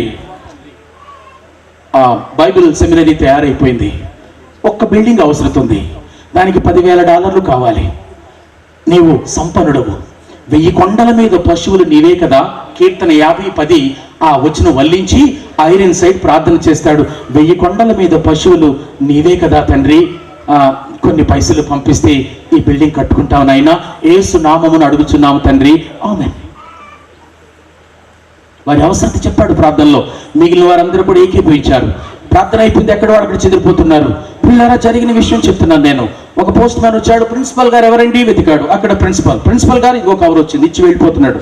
ఈ ప్రిన్సిపల్ గారు మాట్లాడుతూ కవర్ చించాడు, కవర్ నుంచి పేపర్లు తీశాడు, వాటిని ఇలా విప్పి చూస్తూ మాట్లాడుతూ సడన్ గా దాని వైపు చూశాడు, ఇటువైపు తిప్పి చూశాడు, ఆశ్చర్యపడే ఆ ఐరన్ సైడ్ ఇలా పిలు అంటాడు. ఐరన్ సైడ్ అనే ప్రొఫెసర్ వచ్చాడు. ఏం సార్? ఏం లేదు, నువ్వేమైనా ప్రార్థన చేసావు ఇందాక? అదేంటి సార్, నేనేమైనా తప్పు ప్రార్థన? అది కాదయ్యా, అసలు నువ్వేం ప్రార్థన చేశావు? ప్రభువా, మాకు ఒక బిల్డింగ్ అవసరం ఉంది, $10,000 కావాలి, 1000 కొండల మీద పశువులు నీవే కదా, కొన్ని పశువులను నువ్వు అమ్మి డబ్బులు ఇస్తే మేము బిల్డింగ్ కట్టుకుంటాం కదా. ఇదిగో చూడు, ఆ లెటర్ చూపించాడు ప్రియులారా. అక్కడేముందో తెలుసా? అప్పటికి కొన్ని నెలల క్రితం ఒక ఆసామి తన పశువులను అమ్మి ఆ కొనుక్కున్నవాడు డబ్బులు ఆలస్యంగా ఇస్తే డబ్బులు తీసుకొని అందులో కొన్ని పైసలు తీసి బ్యాంక్ వెళ్ళి డీడీ తీసి కవర్లో పెట్టి పోస్ట్ ఆఫీసులో వేస్తే ఒక వారం రోజులు ప్రయాణం చేసి ఈ కవరు ఇప్పుడే వచ్చింది. దాని కింద అంటున్నాడు, అయ్యా నాకు కొన్ని పశువులు ఉన్నాయి, వాటిని అమ్మాను, కొన్ని పైసలు మీకు పంపించాలని నాకు అనిపించింది, మీకు ఏమైనా ఉపయోగపడితే వాడుకోండి. ఆశ్చర్యం కాదా ఇది ఆశ్చర్యం కదా? ఈనాడైతే ఇక్కడ నేను ప్రసంగం చేస్తే నాకు 10,000 కావాలండి అంటే ఎవరినో నా అకౌంట్ నెంబర్ అడిగి ఫోన్ పే చేసేస్తావు, క్షణంలో డబ్బులు బట్వాడా అయిపోతాయి. గూగుల్ పే చేస్తావు, వాట్సాప్ పే చేస్తావు, లేదా ఆన్లైన్ పే చేస్తావు, ఇంటర్నెట్ బ్యాంకింగ్ వాడతావు. కానీ ఆ దినాల్లో అది లేదు.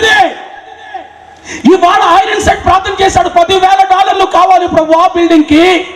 కానీ దేవుడు ఎప్పుడో కొన్ని నెలల ముందే సిద్ధం చేసి పెట్టించాడు. సరిగ్గా ఆ సమయానికి వాటిని పంపించాడు. డల్లాస్ థియోలాజికల్ సెమినరీకి ఉన్న గొప్ప సాక్ష్యం ఇదే. బ్రదర్స్ అండ్ సిస్టర్స్, ఈ దేవుడు మాట నీ నాలుకకు రాకమనిపి ముందే ఎరుగువాడు.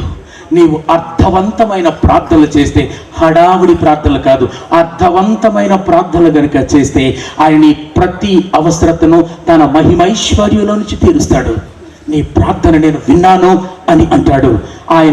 మన ప్రార్థన ఆయన వింటూ ఉంటే, జవాబులు ఇస్తూ ఉంటే, ఆయన మనతో కూడా ఉంటూ ఉంటే, ప్రార్థనలు ఆయనతో కూడా ఉంటూ ఉంటే దాని అర్థం ఏంటో తెలుసా? నేను సిద్ధంగా ఉన్నానని.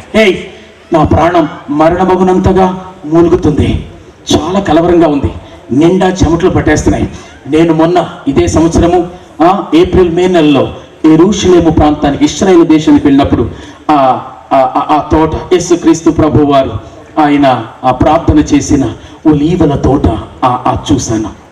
అక్కడ వారు చూపించింది యేసు ఏ బండకు అనుకుని బహుశా ఏ ప్రాంతంలో ఆయన ప్రార్థన చేశాడో అవన్నీ. అక్కడ నుంచి రాతి వేత దూరం వెళ్ళి అక్కడ ప్రార్థన చేస్తే, ఇక్కడ 3 శిష్యుల్ని, పేతురు, యోహాను, యాకోబుల్ని మెళుకువగొట్టి ప్రార్థన చేయండి అని చెప్పి వెళ్ళాడు. ఆయన మరణమగునంతగా తన హృదయం మూలుగుతుంది, తన చావు తన కళ్ళ ముందు కనిపిస్తుంది. మనం ఎప్పుడు చచ్చిపోతామో మనకు తెలియదు, కానీ ప్రభు యొక్క మరణం ఆయన కళ్ళ ముందు స్పష్టంగా ఉంది.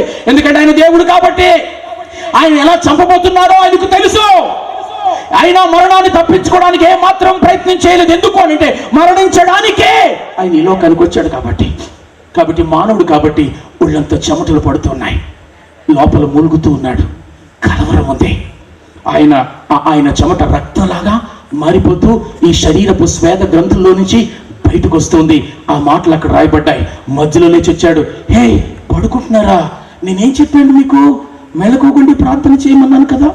1వ సారి, 2వ సారి, 3 సార్లు వచ్చి చూసినా 3 సార్లు వారు ప్రార్థించలేదు. వారు సిద్ధంగా లేరు. ఈ రాత్రి వేళలో ప్రియమైన దేవుని బిడ్డలారా, ప్రార్థన నీ సిద్ధపాటును సూచిస్తుంది. చాలా మంది స్త్రీలు, పురుషులు సహా 3వ జామున, తెల్లవారు 4వ జామున వారు లేస్తారు, లేచి ప్రార్థనలో ఉంటారు. ఈ ప్రార్థనా జీవితాన్ని అలవాటు చేసుకుందాం. వాక్యం ఎరగడం ఒకటి చాలదు, ప్రార్థన కూడా కావాలి. ప్రార్థన ఒకటే చాలదు, వాక్యం కూడా కావాలి. ఈ రెంటిని సమాన స్థాయిలో నువ్వు సాధన చేసుకుంటూ ఉంటే నీవు మెళకువగా ఉంటూ సిద్ధపడిన వానివిగా ఉంటావు. ప్రియమైన దేవుని బిడ్డలారా, మెళకువగా ఉండకపోతే పొరపాట్లు చేసే అవకాశం కూడా ఉంటుంది. సిద్ధపాటు పొందకుండే పరిస్థితి ఉంటుంది. నేను ఈ మాట చెప్పి ముగింపుకు వెళుతుంటున్నాను. ప్రియరా, మీకు తెలుసు 10 మంది కన్యకులు, పెళ్లి కుమారుడు వస్తున్నాడు, బోర ఊదపడింది, 10 మంది చెవిలో పడింది, 10 మంది లేచారు, 10 మంది వారి దివిటీలను వెలిగించుకున్నారు. 5 దివిటీలు మాత్రమే వెలుగుతున్నాయి, 5 దివిటీలు ఆరిపోయాయి. ఏం జరిగింది అని అంటే, అందులో కొంతమంది ఆ స్త్రీలు వారు సిద్ధపడి బుడ్డెల నిండా ఆయిల్ నింపి అప్పుడు కొనుక్కొస్తే పడుకున్నారు. పడుకోవడం తప్పు కాదు, శరీరానికి అలసట ఉంటే పడుకోమా, కానీ సిద్ధపడి పడుకున్నారు వాళ్ళు. ఇక లేచిన తర్వాత హడావుడి పడేది ఏం లేదు. దీపం ముట్టించుకోవడం, ఆ యజమానుడితో యాజకుడితో వెళ్ళిపోవడం, పెళ్లి కుమారుడితో వెళ్ళిపోవడం, అదే చేశారు 5గురు. కానీ ఒక 5గురు సిద్ధపాటు లేకుండా పడుకున్నారు. మెళుకు వచ్చిన తర్వాత వారి బుడ్డిలో తైలం లేదు. అప్పుడు వారు వెళుతూ ఉన్నారు కొనుక్కోవడానికి. నిద్రపోవడం అన్నది తప్పు కాకపోవచ్చు, కానీ మెళకుగా ఉండకపోవడం తప్పు. చాలా మంది నిద్రపోతారు, మెళకుగానే ఉంటారు. చీమ చిట్టుకుమంటే లేస్తారు. ఏం నిద్రపోవడం లేదా? నిద్రపోతున్నాను, కానీ సడన్ గా మెళకు వచ్చింది. ప్రియమైన దేవుని బిడ్డలారా, ప్రభు మరలా అతి త్వరలో రాబోతున్నాడు. నువ్వు నిద్రపోవచ్చు గాక, కానీ మెళకువతనం ఉంటే, మెళకువతనంతో పాటు ప్రార్థన కూడా ఉంటే చిట్టుక్కున లేస్తావు, బుడ్డిని వెలిగించుకుంటావు, పెండ్లి కుమారుతో కలిసిపోతావు, పరలోకానికి వెళ్ళిపోతావు. ఆ తర్వాత ఆలస్యంగా 5గురు వెళ్ళారు. మేము వచ్చాము, తలుపు తీయండి, మేము వచ్చాము, తలుపు తీయండి అని అంటే తలుపు వేయబడింది, తలుపు తీయబడలేదు. మీరెవరో మాకు తెలీదు అని అన్నారు. పొండి అన్నారు. వారికి ప్రవేశం లేదా? ఏమండి, 10 మంది పెళ్లి కుమారుని ఎదుర్కోవడానికి రాలేదా? వచ్చారు. 10 మంది చేతుల్లో దివిటీలు లేవా? ఉన్నాయి. 10 మంది తైలాన్ని నింపుకోలేదా? నింపుకున్నారు. 10 మంది దీపాలు వెలగబెట్టలేదా? వెలగబెట్టారు. 10 మంది పడుకోలేదా? పడుకున్నారు. 10 మంది లేవలేదా? లేచారు. 10 మంది వెళ్ళలేదా? వెళ్ళారు. కానీ ఒక 5గురు మాత్రమే వారు ముందుగానే తైలముతో సిద్ధపడి లేచి టక్కును వెళ్ళిపోయారు. మరొక 5గురు సిద్ధపడి లేరు. వారికి తలుపులు తెరవబడలేదు. పరలోక రాజ్యం అలాగే ఉంటుంది. నువ్వు గుడికి వెళ్తే పరలోక రాజ్యం నీది కాదు. సిద్ధపడాలి. నిన్న రక్షించబడితే చాలదు, ఇవాళ రక్షణలో కొనసాగుతుండాలి. ఇవాళ రక్షణలో కొనసాగితే చాలదు, రేపు కూడా రక్షణలో ఉండాలి. మొక్క నేను నిన్న నేలలో ఉన్నాను కదా, నిన్న ఉన్నావమ్మా, నేడు కూడా ఉండాలి బ్రతకాలంటే. ఇవాళ ఉంటాను సరే, రేపు ఉన్నాను అని మొక్క కనుకంటే చేస్తున్నదే. నేను నిన్న నీళ్లలో ఉన్నాను కదా అని చెప్పంటే ఉన్నావు కాబట్టి బ్రతికావు. ఇవాళ కూడా ఉంటే ఇవాళ బ్రతుకుతావు, రేపు కూడా ఉంటే రేపు బ్రతుకుతావు. నీళ్ళలోంచి బయటకు వచ్చావా? చేస్తావు. నేలలోంచి బయటకు వచ్చావా? చేస్తావు. దేవుళ్ళలోంచి బయటకు వచ్చావా? చేస్తావు. ప్రియమైన దేవుని బిడ్డలారా, 4వది అతి ప్రాముఖ్యమైనది. ఇంకెందుకు సిద్ధపడాలి అని అంటే ప్రభుని పునరాగమనం కోసం సిద్ధపడాలి. ఇది చెప్పి ముగిస్తాను. ప్రభుని 2వ రాకడ కోసం సిద్ధపడాలి. ఇవాళ క్రైస్తవ సంఘానికి గురుతరమైన బాధ్యత ఏదైనా ఉన్నట్లయితే 2. అది 1, తన్ను తాను నేల మీద సిద్ధపరచుకోవాలి. సిద్ధపడుతూ ఇతరులను సిద్ధపరచాలి. ఎందుకంటే సిద్ధపడిన వారిని అనగా రక్షించబడిన వారిని ఆయన అన్నాడు, మీరు లోకమునకు వెలుగై ఉన్నారు అన్నాడు. మీరు లోకమునకు ఉప్పు అయి ఉన్నారు అని అన్నారు. ఏ ఉప్పు కూడా ఉప్పు కోసమే అది ఉప్పదనంగా ఉండదు. ఏ వెలుగు కూడా తన కోసమే అది వెలగదు. వెలుగు వెలిగితే అది ఇతరుల కోసం, ఉప్పు కూరలో పడితే అది ఇతరుల కోసం. క్రైస్తవుడు కూడా అలాగే ఉండాలి. క్రైస్తవుడు ఒక గొప్ప సాహసి, క్రైస్తవుడు ఒక గొప్ప త్యాగి. క్రైస్తవుడు తన కోసమే బ్రతకడు. క్రైస్తవుడు లోకంలో ఉంటున్న వారిని ప్రభు ప్రేమతో క్రీస్తు యొక్కకు ఆకర్షించినట్లుగా తాను మాట్లాడినా అలాంటి మాటలే, తాను జీవించినా అలాంటి జీవితమే జీవిస్తాడు. ఇక్కడ ఇంకా రాలేదు. ఒక సమయంలో అలాంటి లైట్లకు పురుగులు ఆకర్షించబడతాయి. పురుగులు ఏమైపోతాయంటే దాని దగ్గరికి వచ్చేస్తాయి. ఎందుకంటే వచ్చేసాయి, వెలుగుతుంది. మిగిలిన భాగం చీకటిగా ఉంది, తడిగా ఉంది, ఎక్కడెక్కడో ఉన్న పురుగులు లేచి ఆ వెలుగు దగ్గరికి వెళ్ళిపోతాయి. వెలుగు పురుగుల్ని ఆకర్షిస్తుంది. ఉన్నది అందుకే అది. అలాగే ప్రతి క్రైస్తవుడు కూడా లోకములో వెలుగుగా ఉండాలి. వెలుగుతూ అనేక మందిని వెలుగైన యేసు వైపుకు ఆకర్షించాలి. ఒక పటం ఉంది ఒక మ్యూజియంలో, అందరూ చూస్తున్నారు. ఆ పటం ఎలా ఉందంటే అదొక నది, ఒక ఆయన ఈదుతూ ఉన్నాడు, ముందు సిలువ ఉంది, వెనక ఒక వ్యక్తిని, ఈత రాని ఒక వ్యక్తిని, సరిగా ఈదలేని ఒక వ్యక్తిని లాక్కుంటూ వెళ్తున్నాడు. ముందు చేతిలో సిలువ ఉంది, వెనక చేత్తో ఈత రాని ఒక వ్యక్తిని లాగుతున్నాడు, అద్దరికి ఈదుకుంటూ వెళ్తున్నాడు. ఇది క్రైస్తవుని యొక్క చిత్రం. ఇది క్రైస్తవుని యొక్క చిత్రం. ప్రియులారా, నువ్వు రక్షించబడ్డావు. నువ్వు ఏ క్షణాన్ని చనిపోయినా పరలోకానికి వెళ్తావు. కానీ రక్షింపబడని వారు నీ ఇంట్లోనే ఉన్నారు, నీ బంధువుల్లోనే ఉన్నారు, నీ ఊరు వీధి వాడలోనే ఉన్నారు. కాబట్టి అట్టి వారిని ప్రభు యొద్దకు ఆకర్షించు వెలుగుగా, వారికి క్రీస్తు రుచిని ఇచ్చే ఉప్పుగా మనం ఉండాలి. ఇది కూడా సిద్ధపాటులో భాగం. పిల్లరా, ఇది కూడా సిద్ధపాటులో భాగం. క్రైస్తవుడు సిద్ధపడడం అంటే తాను మాత్రమే సిద్ధపడుట కాక అనేక మందిని సిద్ధపరచవలసిన వారై ఉన్నారు. అందులో భాగంగానే ఇలాంటి సభలు ఏర్పాటు చేస్తుంటున్నారు. ప్రేమని దేవుని బిడ్డలారా, ఎందుకండి అనంటే ప్రభు వచ్చు వేళ నా మట్టుకు నేను ఎటు ఆయన సన్నిధిలో నిలబడతాను. నన్ను బట్టి మరికొంతమంది పరలోకానికి రావాలి. అది నీ ఆశ అయి ఉండాలి. అలాంటి సిద్ధపాటుతో మనం ఉండాలి. వాళ్ళ నాన్న అన్నాడు ఆ కుర్రాడితో, చిన్న పిల్లోడు, అరే వచ్చే సోమవారం నేను నిన్ను జంతు ప్రదర్శనశాలకు తీసుకెళ్తారా అన్నాడు. ఎప్పటి నుంచో జూ జూ జూ అంటున్నాడు. తండ్రి ఖాళీ లేదు, కానీ ఈరోజు మాట ఇచ్చేశాడు, వచ్చే సోమవారం ఖచ్చితంగా నిన్ను జూకి తీసుకెళ్తాను రా అన్నాడు. Okay daddy, thank you so much అని అన్నాడు. ఈ డాడీ పలికిన మాట సోమవారం నాడే పలికాడు, వచ్చే సోమవారం అని చెప్పాడు. ఆ రోజంతా వాడికి నిద్ర పట్లే. తెల్లారుతూ ఉంటుండగా, డాడీ ఇవాళ సోమవారమా అంటాడు. ఇవాళ సోమవారమా డాడీ? ఒరే నిన్నరా సోమవారం, ఇవాళ మంగళవారం. ఓహో సోమవారం కాదన్న మాట. వెళ్ళిపోయాడు. మరలా రాత్రి నిద్ర పట్టలేదు. తెల్లవారుతుంటుండగా, డాడీ ఈవేళ సోమవారమా అంటాడు. మరలా వాళ్ళ నాన్న నిద్ర లేపి, ఒరే నిన్న మంగళవారం అయితే ఇవాళ బుధవారం అవుద్దిరా, సోమవారం ఎలాగవుద్ది? ఓహో సోమవారం కాదన్నమాట. ఈలాగునాది వారం దాకా నడిచింది కథ. ఆ డాడీకి అర్థమైపోయింది, వీడికి నేను సోమవారం జూకి తీసుకెళ్తాను అనడం కాదు కానీ రోజు నా నెత్తి మీదకి వచ్చింది. వీడు సోమవారం అయిపోయాడు. వీడికి ప్రతిరోజు సోమవారమే. ఎందుకంటే సోమవారం వాళ్ళ నాన్న జూకి తీసుకెళ్తానన్నాడు. ఆ పిల్లాడికి అది ఉత్సాహం. కాబట్టి ప్రతిరోజు సోమవారమే. డాడీ ఈవేళ సోమవారమా? అసలు ఆ రోజు రానే వచ్చింది. డాడీ ఈవేళ సోమవారం కదా? ఎస్ ఈవేళ సోమవారం, come let's go to the zoo. ఎంత సంతోషకరమైన రోజు అది. వారం రోజులు కనిపెట్టాడండి దానికోసం. వారం రోజులు కనిపెట్టాడు. ఆ కుర్రోడు సంతోషం మేరకు వాళ్ళ నాన్న వాగ్దానం మేరకు పిల్లాడిని జూకి తీసుకెళ్ళాడు. వాడు ఎంజాయ్ చేశాడు. అలాగున కనిపెట్టాలి మనం. అలాగున ప్రభుని రాకడ కోసం క్రైస్తవ సంఘం కనిపెట్టాలి. అది సిద్ధపడడం అంటే ఆలమర్చి నిద్రపోవడం కాదు. ఈ లోక సంబంధమైన యావలో మునిగిపోవడం కాదు. ఏది తిందుమా, ఏది త్రాగుదుమా, ఏది ధరించుకుందామా అని ఆరాటపడడం కాదు. ప్రియులారా, నువ్వు భోజనం చేయి, తప్పు కాదు. భోజనం చేస్తూ కూడా ఈ క్షణం ప్రభు వస్తే, నువ్వు ఉద్యోగానికి వెళ్ళు, తప్పు కాదు. నేను ఇక్కడ ఉద్యోగంలో ఉంటుండగా ప్రభు వస్తే ఎవై రెడీ?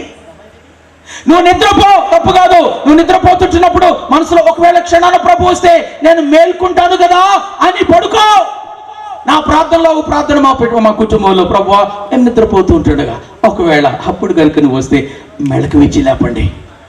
లేచి నిన్ను ఎదుర్కోవాలి. ఆయన ఇచ్చి లేపడం కాదు, మెళకున్నవారు లేచి తీరుతారు.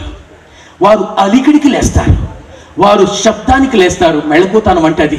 ఆధ్యాత్మిక మెళకుతనం కలిగిన వారు కూడా మధ్యాకాశములో దేవుని బోర ఊదినప్పుడే, ప్రధాన దూత శబ్దం వినబడినప్పుడే, అక్కడ ఆయన తండ్రి కుడి పార్శ్వమున యేసుక్రీస్తు ప్రభు లేచి మధ్యాకాశమునికి వస్తున్నప్పుడు మహాశబ్దము వినబడుతుంటుండగానే మెళకుగా ఉన్న నేల మీద ఉన్న ఆయన వారు లేస్తారు. ప్రియమైన దేవుని బిడ్డలారా, ఇక్కడికి నేను ముగిస్తాను. ఆ విధంగా ఏ క్షణాన ప్రభు వచ్చినా నేను రెడీ, ఏ క్షణాన ప్రభు వచ్చినా నేను సిద్ధం అన్నట్టుగా ఉండడమే సిద్ధపడడం. 4 విషయాలు మాట్లాడాను. 1, దేవుని మాటలు విని ఆ చొప్పున గైకుంటూ బండ మీద తన ఇల్లు కట్టుకుని బుద్ధిమంతుని వల్లే సిద్ధపడాలి. అది మొదటిది.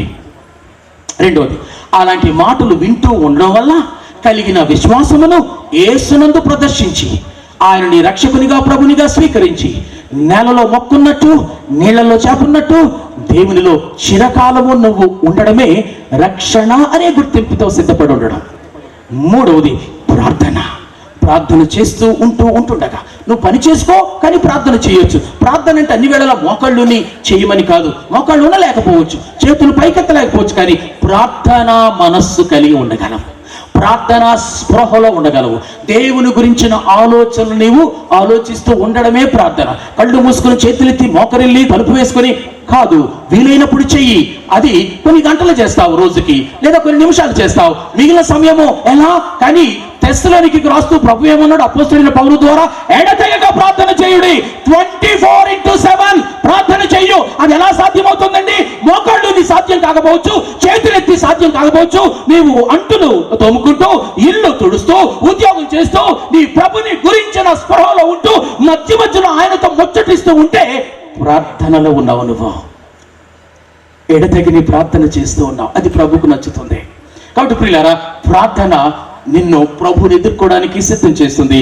4వది, ఆయన రాకడ ఎప్పుడైనా కూడా విశ్వాసంతో, భక్తితో, సాక్ష్యముతో, సిద్ధపాటుతో ఆయన ఎదుర్కొని ఆయన సన్నిధికి వెళ్ళి మధ్యాకాశంలో ఆయనను ఎదుర్కొని 7 ఏండ్ల కాలము తర్వాత మరలా ఆయనతో పాటు నేల మీదకి వచ్చి 1000 ఏండ్ల పాటు క్రీస్తు యేసు ప్రభు యెరూషలేమును ఆయన కేంద్రంగా చేసుకుని నేల మీద పాలించబోయే నీతిమంతుడైన ఆ నీతిమంతుని రాజ్యంలో నువ్వు ఉండబోతూ ఉన్నావు. అందుకోసం సిద్ధపడాలి. అందుకే నేను చెప్తుంటాను, క్రైస్తవ్యం మతం కాదండి, బొచ్చుడు మతాలు ఉన్నాయి ఈ లోకంలో.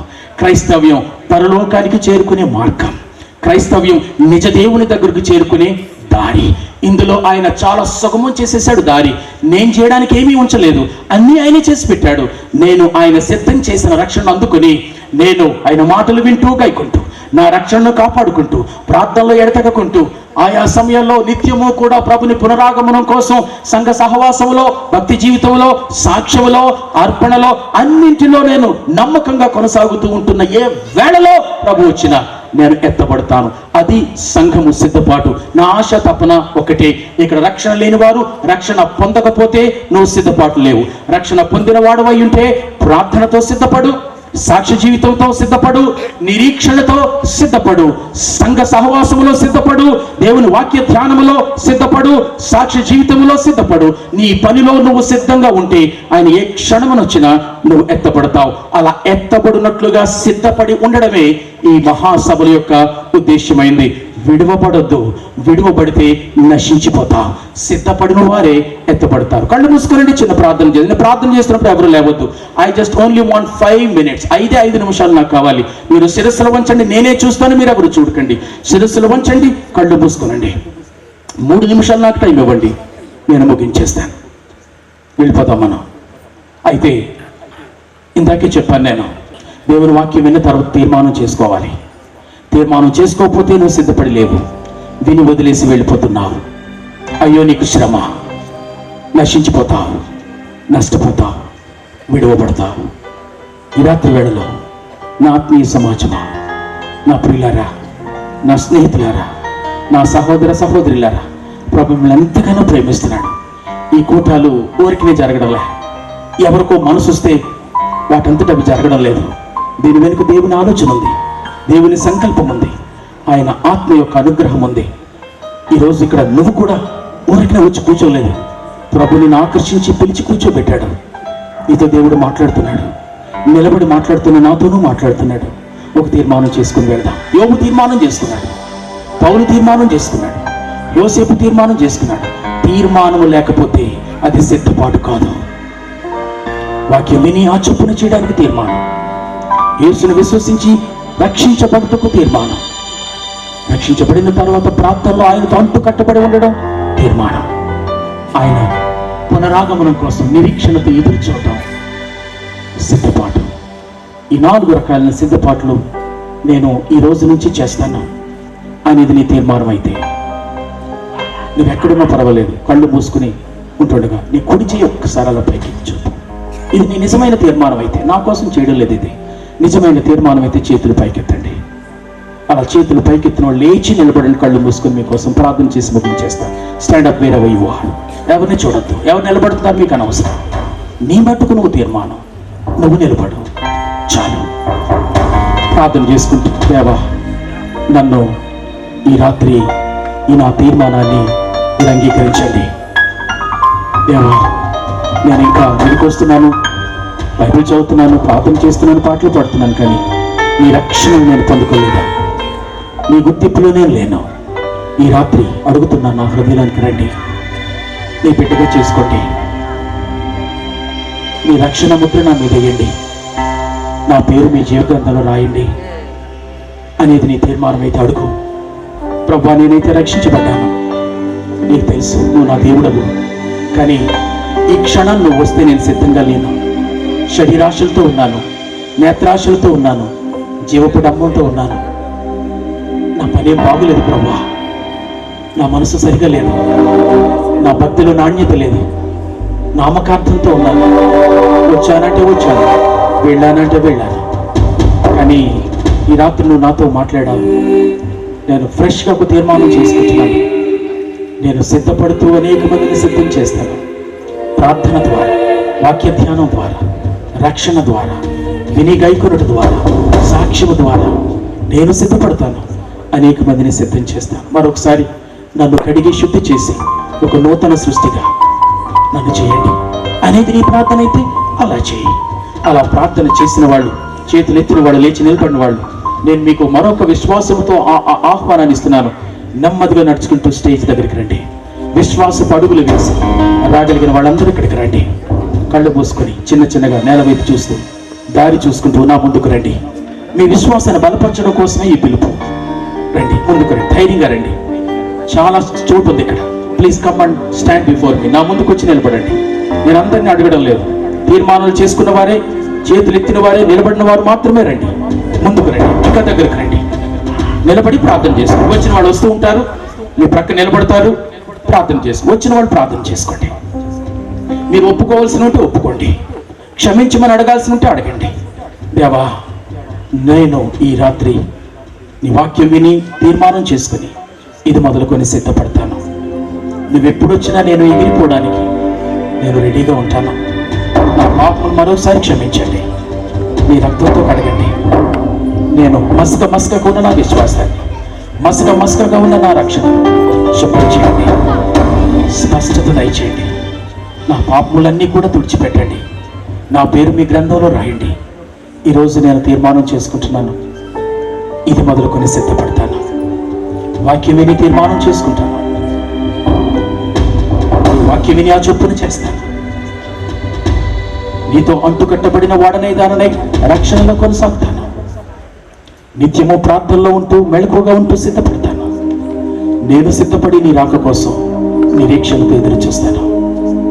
ఇది నా మాట నీతో, ఇది నా తీర్మానం నీతో, ఇది నా వడంబడి నీ రాత్రి నీతో అన్నది నీ తీర్మానం అయితే ముందుకు రండి. మీకోసం ప్రార్థన చేస్తాను. మహాగరుడవును, మహోన్నతుడవును, నిత్య నివాసియు సర్వోన్నతుడవును మా ప్రియ పరలోకపు తండ్రి, నీకు స్తుతులు స్తోత్రాలు. మా స్థానిక గ్రామంలో మీరు ప్రతి నెల జరిగిస్తున్న ఈ శ్రేష్టమైన సువార్త ఆధ్యాత్మిక సభలను బట్టి మీకు స్తోత్రాలు. ఇది ప్రయాసతో కూడుకున్నది, ఒక లక్ష్యంతో కూడుకున్నది, ఒక సంకల్పంతో కూడుకున్నది. ఈ గ్రామాన్ని దీవించాలని, సంఘాలను దీవించాలని, ప్రజలను దీవించాలని, రక్షణ లేని వారికి రక్షణ మార్గం చూపించాలని, రక్షించబడిన వారు నీ రాక కోసం సిద్ధపరచాలని ఎంతో దూరదృష్టితో, ప్రయాసతో, కన్నీటితో, విజ్ఞాపనతో 10 నెలలుగా జరుగుతున్న నెలకు ఒక దినపు సభలిది. ఇవి ప్రభువా మీరు సఫలపరుస్తున్నందుకు వందనాలు. దేవా, ఇక్కడున్న వారు ఆకర్షణకు, ఏదో ఆకర్షణకులోనే రాలేదు. నేను వస్తానని కూడా వాళ్ళకు తెలియదు, ఎవరు వస్తారో కూడా తెలియదు. ప్రభువా, నీ పిలుపుకు లోబడ్డారు, వారు వచ్చారయ్యా. నువ్వు నడిపిస్తే ఇక్కడికి వచ్చారు. ఎవరైతే ఈ దినాన్ని నేను సురక్షితుని హృదయంలోకి ఆహ్వానించారో వారి గుండెలు నిండా మీరు నింపుకోండి. వారి పాపములను కడగండి, మీ రక్తంతో శుద్ధి చేయండి, పరిశుద్ధులుగా చేయండి, నీతిమంతులుగా తీర్చండి. ఈ రాజ్యమునకు వారసులుగా డిక్లేర్ చేయండి. ఈ రాజ్యపు పుస్తకంలో వారి పేర్లు రాయండి.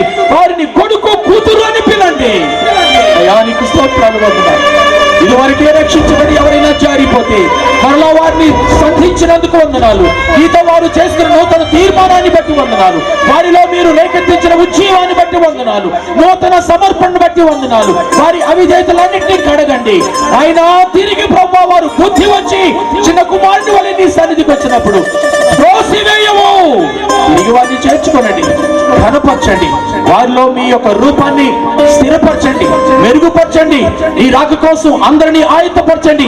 ఇప్పుడే, ఈ క్షణమే నీ రాక అయితే మేమందరము ఇక్కడ ఒక్కరము మిగలకుండా ప్రతి వారము నీ సన్నిధుల మధ్య ఆకాశములకు ఎత్తబడి సదాకాలము నీతో ఉన్నట్లుగా అతి గొప్ప దీవెన, అతి గొప్ప రక్షణ, అతి గొప్ప నిరీక్షణ, అతి గొప్ప విశ్వాసము, అతి గొప్ప ప్రార్థన ఇదిగో తీర్మానాలు చేసుకున్న మా ప్రియులందరికీ దేవా, ఆన్లైన్ లో ఈ మాటలు వింటూ సమర్పించుకుంటూ తీర్మానాలు చేసుకుంటున్న మా ఆత్మీయ ప్రియులు ఎక్కడున్నా ప్రపంచంలో వారిని జ్ఞాపకం చేసుకున్నాం. దేవా, మమ్మల్ని ఈ లోకానికి ఉప్పుగాను వెలుగుగాను మేము వస్తూ కొంతమందిని సన్నిధికి తీసుకురావాలి.